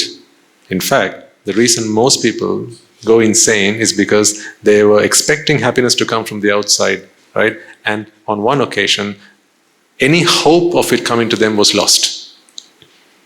Just take a moment to think about, people who end up in mental asylums, how they got there. And then you'll realize how dangerous it is to expect happiness from the outside. The reason you're not mad yet is because you still can keep your hopes high. That's why. If you love your children so much that you can't imagine an existence without them, if you get to hear that your daughter was in a car accident and she died, it's possible that you'll go mad on hearing this news. It's quite possible, because there are many mothers, more than I can care to count, mothers who have gone insane because they got to learn that their children have died. Why does that happen? It's because they expect their happiness to come from their children. A child's smile makes me happy. A child's cry makes me happy. A child playing makes me happy. A child's words makes me happy. Just listening to her voice, her sweet voice makes me happy. Her achievements make me happy. My children's children make me happy. See how much you have hung your happiness on a mirage? You've completely outsourced your happiness. That's what you've done. Completely outsourced your happiness. At what risk? If anyone here is into business, before you outsource something, you have to evaluate the risk, don't you? Just think about it. Any businessman worth his salt will know that when you manufacture something, if you want to outsource something, say a toothpaste company, if it is toothpaste that they manufacture and that is their specialty, here are some of the things that they will outsource. The tube, the cap, the printing, the box, The toothpaste? If they outsource that, what are they manufacturing?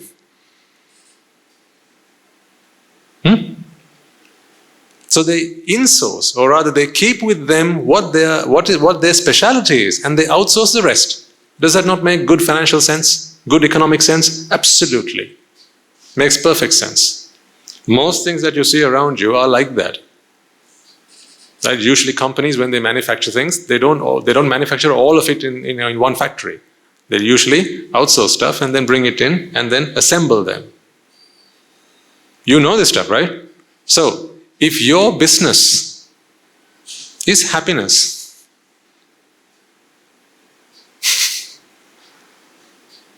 need I say more? If you have come into this world seeking happiness, are you nuts to outsource happiness to others? Have you gone crazy already?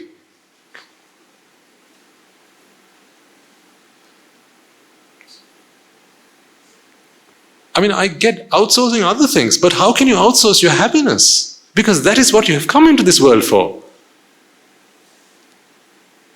If you outsource your happiness, that will be an unfinished business and you will keep coming back. What do they say? If you want something done right, do it yourself. If you want happiness done right, go on, do it yourself. I'm here to give you that message. If you want happiness done right, do it yourself. If you expect somebody else to make you happy, trust me, they will do what makes them happy.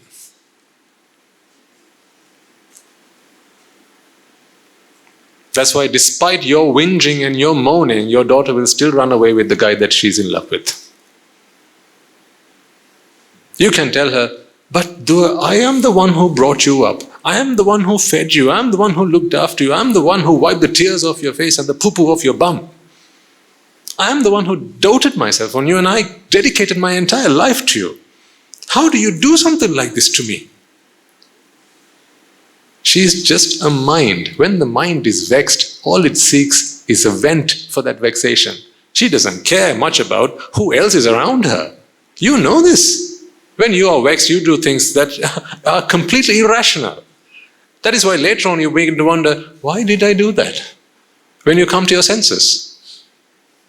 You know, the very fact that you have regrets in your life is good damn proof that in that moment you only do what you need to do in that moment. You have no reflection, no contemplation on what the consequences of these actions are. And that is not your fault. It's just the way the mind works. Because in every moment, ladies and gentlemen, there is just a chitta. No two chittas arrive at once. In this chitta, in this moment, there is a chitta. And in this moment, if that chitta is vexed for a piece of cake, by hook or by crook, it will go get it.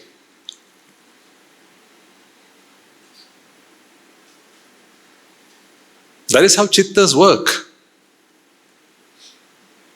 Others, you wonder, why do people steal? Don't they know stealing is bad? Don't they know that if they steal, they're going to get in trouble? Don't they know they're going to go to prisons or get damned? They do. Of course they do. They know this. But in the moment where their mind is vexing for whatever it is that they need, you're out of your senses. That is why sometimes you do things which you later try to rationalize and you wonder, why the heck did I do that? It made no sense to do it. But in that moment, you were so utterly vexed. You know you have an exam coming up tomorrow morning, but you still sit down and watch the match. Never happened. But tomorrow morning you will regret, won't you? The following morning you regret. And then you kick yourself. Why did I do that? Because it was not you at that moment. In other words, it's never you. It's just a chitta. A chitta that has no dhamma is a helpless, hopeless chitta. helpless, hopeless chitta. A chitta that has no dhamma. A chitta that has the dhamma. What is the dhamma? The dhamma is the truth. A chitta that has the dhamma is not vexed. It does not vex because there is no attachment. It does what a chitta is supposed to do. Rupa, Vedana, Sanya, Sankara, Vijnana. That's it. No tanha, no upadana, no bhava, no jati, no abhisankara. You know the deal. Avidya pacca, sankara pacca, vijnana pacca, namarupa pacca, salayatana pacca, passa pacca, vedana pacca, tanha pacca, upadana pacca, bhava pacca, jati, pacca, jara, marana, shoka, parideva, dukkha, domana, sevadasa, kevalasa, dukkha, khandasa, samudayo hoti, says the Buddha. The 11 great fires. From top to bottom, the 11 great fires are all because of avidya. That's the root. Ignorance. Ignorance of what? Ignorance of the fact that happiness does not exist outside.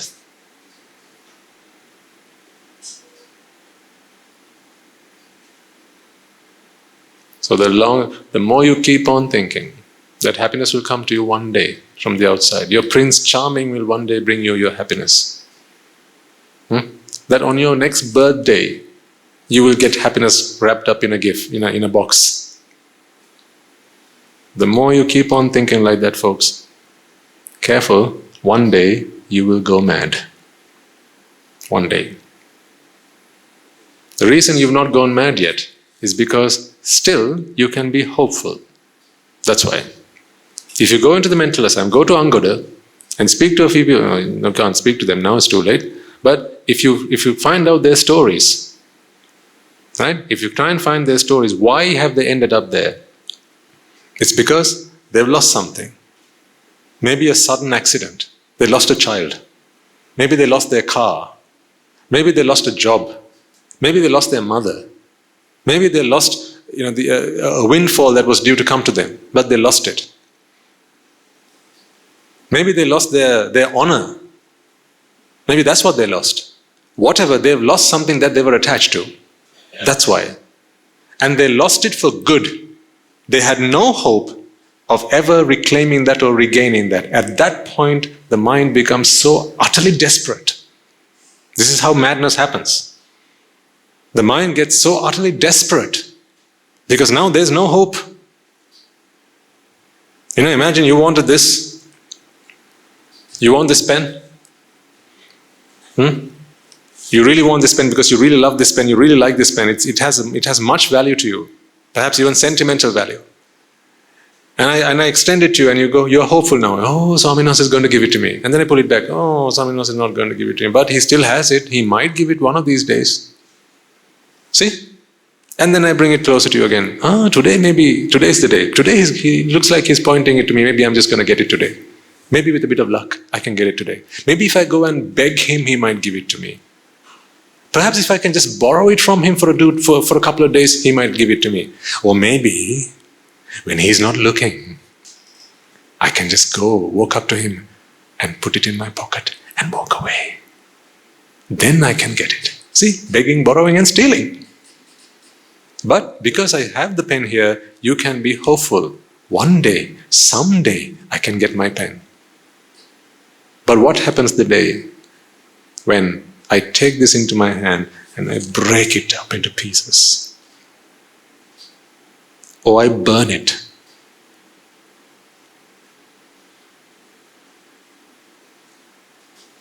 Let me ask you a question.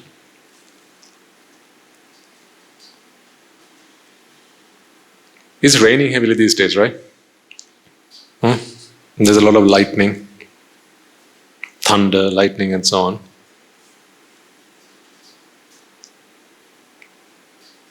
You're at home. Your 6-year-old is playing out in the garden. They're running around a mango tree that you have at home. Your children. The sky starts to get a bit gloomy. You ask the children to come in. Children, Buddha, come in, it's going to rain. No, I mean just for a few more minutes. All right, just be careful though, it's starting to rain. And then out of nowhere, you just hear this lightning bolt. It sends a shiver up your spine. It's just so loud, thunder and a lightning strike. All this while you heard your children playing outside, but now it's just drop dead silence. Quite literally, drop dead silence. You walk outside and under the mango tree, where there were your children playing around, running around, laughing, giggling, playing with each other, now you see dead. They were struck by lightning. As a mother, how are you going to embrace this situation?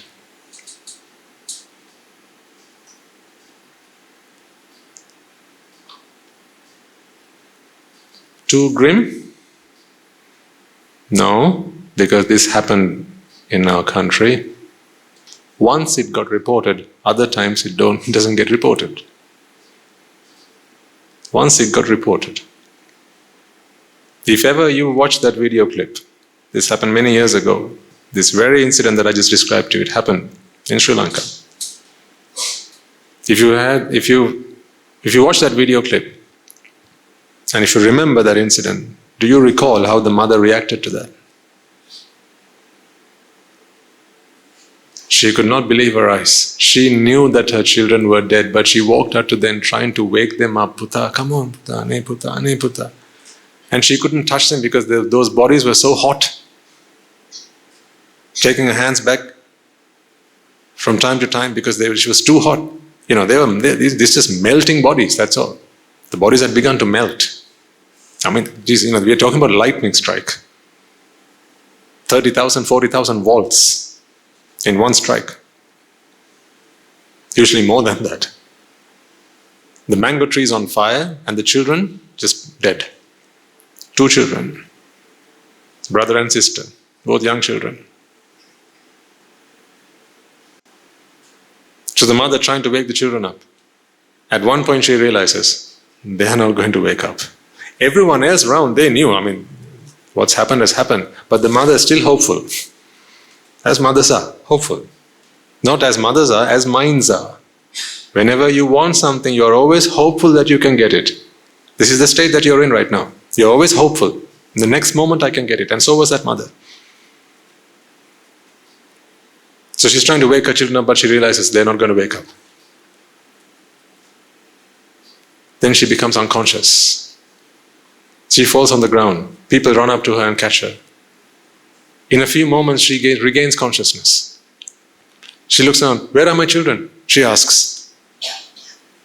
And then she sees her dead children by the tree.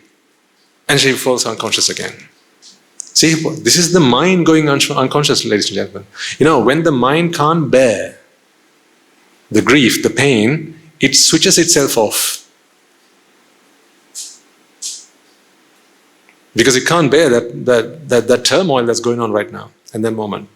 Because one of 2 things has to happen. Either she has to go unconscious or she has to go mad.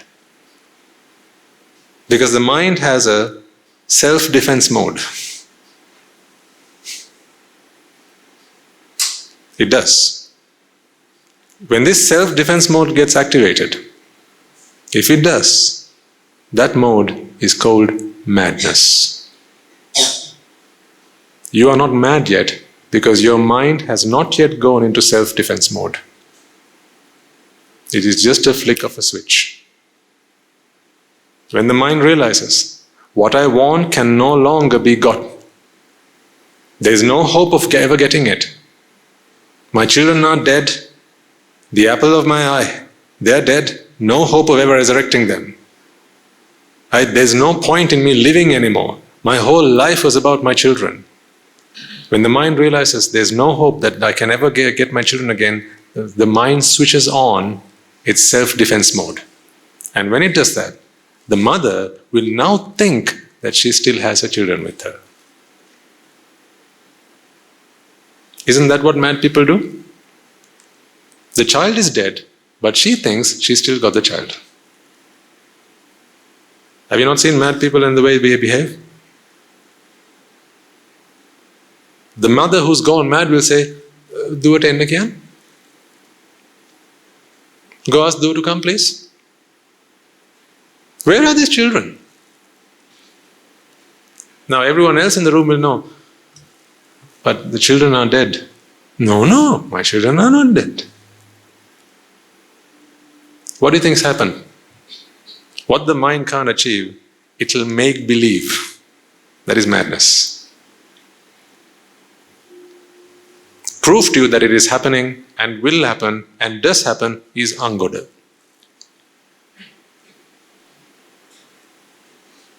So why have you not gone mad yet? Because you can still see the carrot hung in front of you. That's why. The carrot is still there ahead of you. If someone ever steals that carrot, then God be with you. In that moment, ladies and gentlemen, you cannot be saved.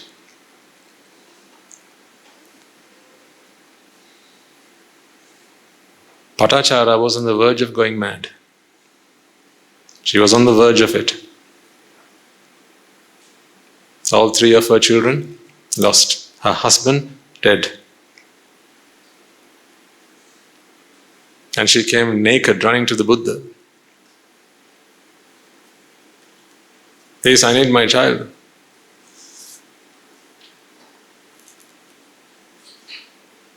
And the Buddha asked her to sit down and started to preach to her. Helped her to come back to her senses.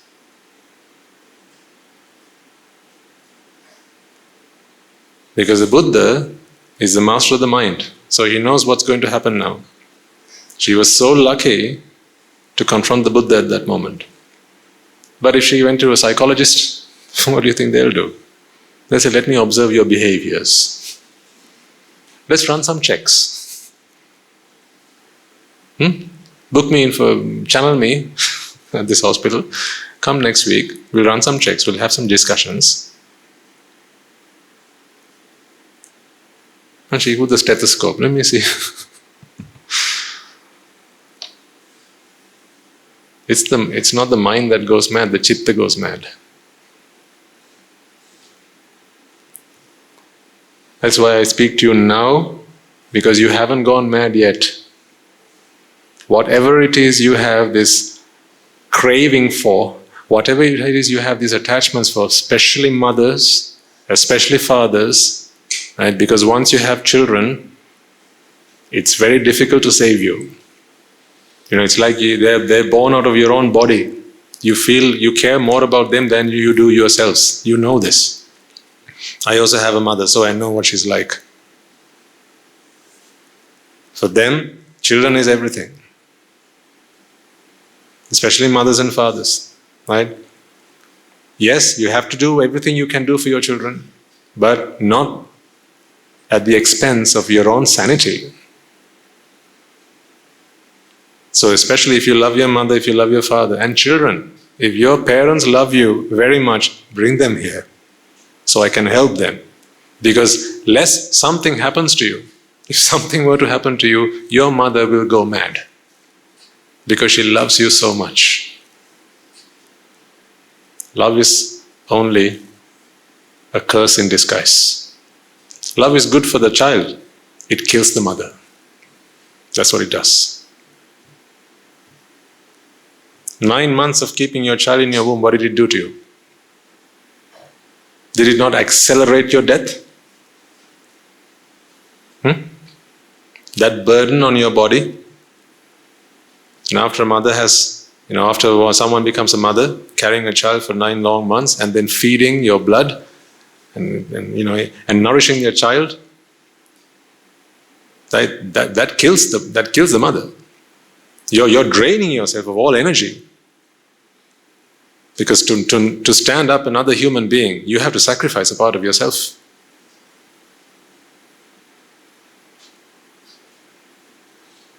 Parents need to understand this as well. Children need to understand this as well. The sacrifices that their mothers have made for them, their fathers have made for them. But at the same time, I need mothers to understand this as well. Your love for your child will kill you one day, if it doesn't make you go mad before that. But you don't need love to bring up a child. You just need to help make the child feel that they're loved. There are two things. Very different things. You don't need to have love in your heart towards the child, but you need to help the child feel that they are loved.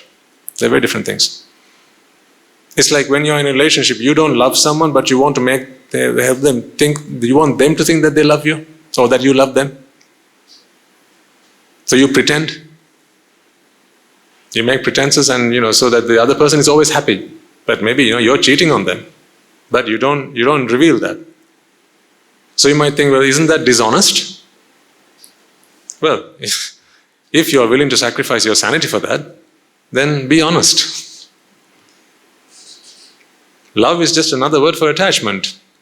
Attachment is the root of all suffering.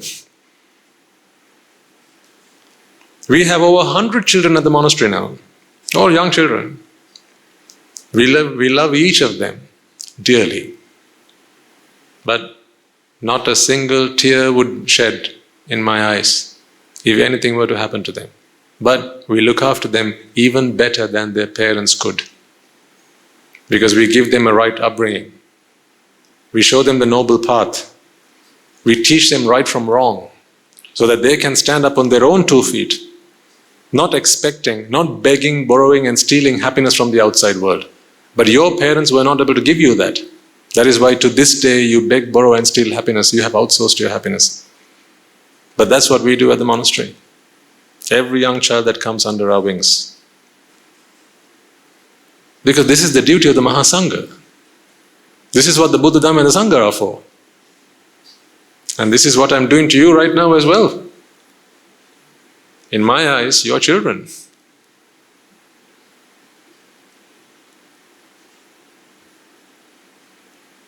You may be older than me, you may have more than me, but I'm happier than you. Because I don't seek my happiness from the outside world. In fact, you can't make me happy, but I have something that will make you happy. So now who's the adult? Who's the parent? A child is always someone who needs nourishing. The parent is the nourisher. So if I have the truth, if I have the message that will help set you free, now who's the parent and who's the child? Once again, I'm not boasting. I'm boasting the Dhamma though.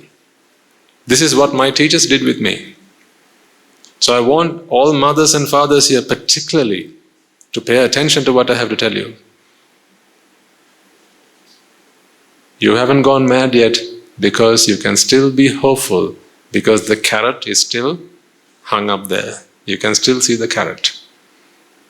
One of these days, if someone snatches that carrot from you, if it rots, if it falls, and you are now hopeless, when that day comes, you will either almost or you will go mad.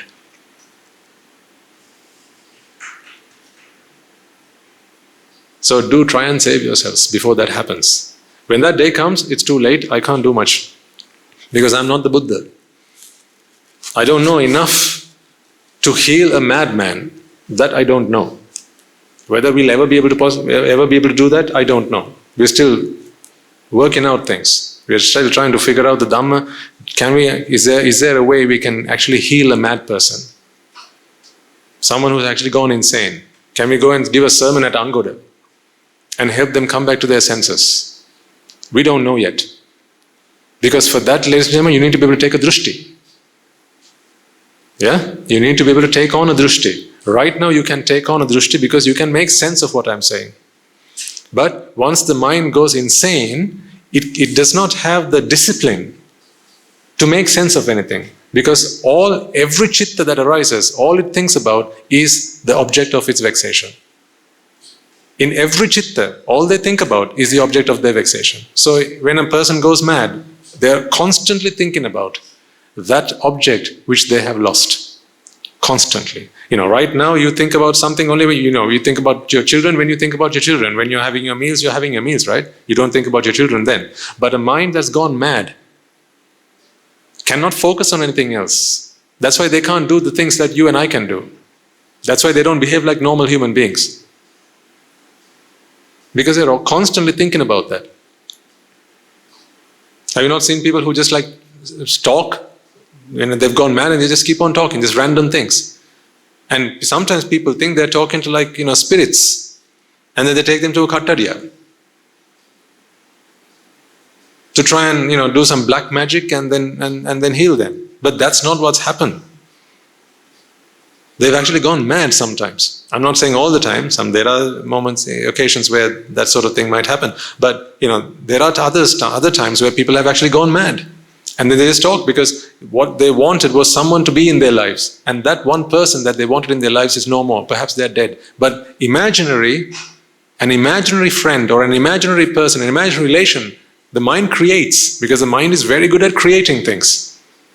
In fact, everything you see around you is a mental creation. Both physically as well as mentally. They're all creations of the mind.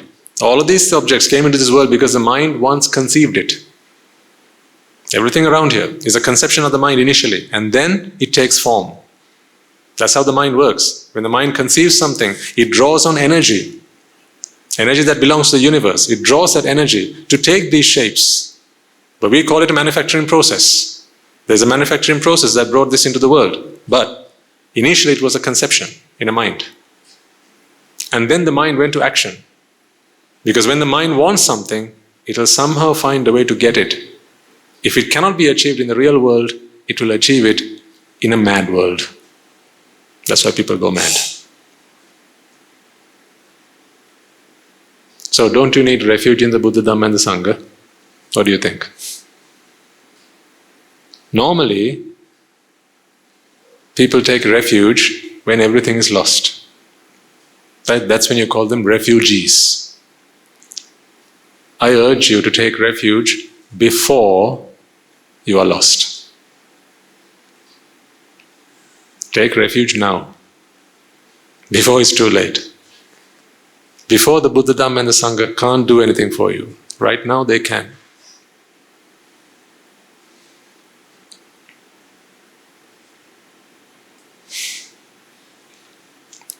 It's time.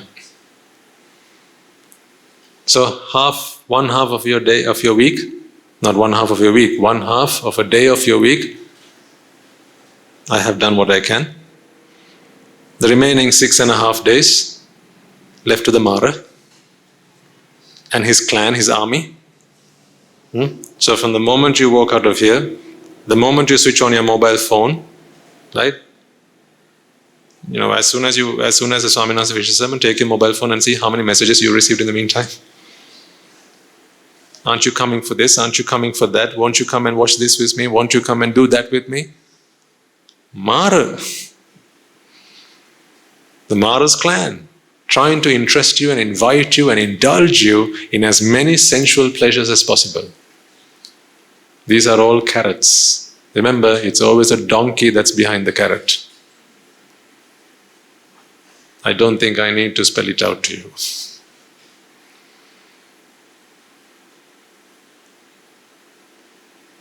I care about you people. That's why I come and speak to you. My advice is to stay at home. The advice I got from my doctor. Apparently I'm not supposed to speak. But I know if I don't do that, what hope do you have, at least for the next week? Who's going to come and share this? Will you go and watch the online sermon from yesterday? As if. So now I have to do 2 sermons, one at the monastery and one here. And if it's a Poya day, then I have to do 3, 2 at the monastery and 1 here. But I do it because I care. I told you, when I look at you, I know I have here parents from my previous births. All of you have been mothers and fathers to me, and you'll have gone all the way to help me become a human being today. You'll have done whatever you can and whatever was in your power. So it's now my turn to repay that debt to you. But I need you to do what you have to do. I will do what I have to do. This is not a battle I can win by myself. To shake hands, I'll put my hand forward always. It'll always be there. If you want to shake hands, you got to come up and you got to extend your hand, and then we shake hands. Because the Buddha has forbidden us from going after people and preaching to them. That is forbidden. I can't go running after you and say, Ane Nona, please come and listen to some sermon, Nona. I can't do that. It is forbidden. If I could, I would. But I think the reason that he's laid down that code of discipline is because that way the Dhamma never sticks with you. If you don't have respect and regard towards the Dhamma will never stick. Because the Dhamma is something so pure. It's the most sublime thing. This is the truth. And the heart, the mind should be pure. Then like attracts like. That's the way it works. This is the law of attraction again. Your mind should be pure. That's why we say don't engage in unmeritorious deeds. Give up all the unmeritorious deeds. Because if you defile your mind, if you defile your heart with unmeritorious deeds, killing, stealing, lying, all this stuff, sensual misconduct, you know the 10 unmeritorious deeds. If you keep doing them, and if you keep doing this vasalagati, right? If you keep doing that sort of thing, your mind is not pure enough for the Dhamma to take root, because the Dhamma is pure. So for like to attract like, your mind should become as pure as the Dhamma. Then the Dhamma is drawn.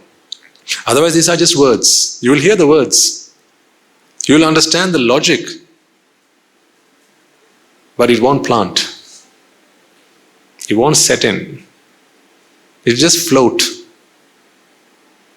Like dust floating in air. It will never settle. For it to settle, you have to be virtuous internally. That's why if you lead a double life, one here and different one at home, believe you me, the Dhamma won't do anything for you. So you're very virtuous when you come here. I'm not suggesting for one bit that you are so, I'm just saying, and this is just good advice. If you lead a good life here, when you're here, you're very virtuous, you're very kind and generous. But outside, when you're with your family, when you're with your friends, remember, I always tell you, the best way to check whether you have understood the Dhamma is by asking the people who you live with. Not here. Not by me giving you a test in the Paticcasamuppada. That's not how you check it. Ask the people who you live with, am I a better person to you? Am I a better husband to you? Am I a better wife to you? Am I a better son and a better daughter? Do you feel it has become easier for you to work with me? Or am I still headstrong? If I think of something, I have to do it my way and no other way? Do I still get very angry whenever I can't get it my way? That is the acid test. I tell you, respect your parents. All of these help and support for the mind to be cleansed enough so that the Dhamma can take root. This is why this is a pratipada. So just listening to the Dhamma will not enable you to attain Nibbāna relationship. You'll understand the Dhamma. That's a different matter. To understand the Dhamma, you just need a lecture. In fact, I could give you a book. Go read this. Reading the Tripitaka will not help you become an arahant, let alone a sotapanna.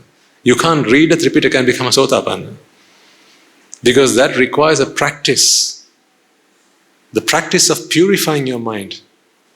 Dropping those things that are unvirtuous and filling your heart with the things that are virtuous. Doing the meritorious deeds, being kind to others, being gentle to others, having gratitude in your heart. Those were the things we talked about at the beginning of our talks, if you remember. That was setting the ground for the Dhamma to take root. I'm doing the job of a farmer. If you are my land, I have the seed. First, I have to fertilize the ground, the land. First, it needs to be fertile ground before I throw the seeds. And otherwise, there's no point in throwing the seeds. Even if this is the most potent seed, if the land is not ready, then it's pointless. That's why meritorious deeds, these are all extremely supportive and helpful, and you need them in your lives. So do as many of them as possible. If you want to attain Nibbāna one day, someday, this is the path. Not the middle path. This is the path.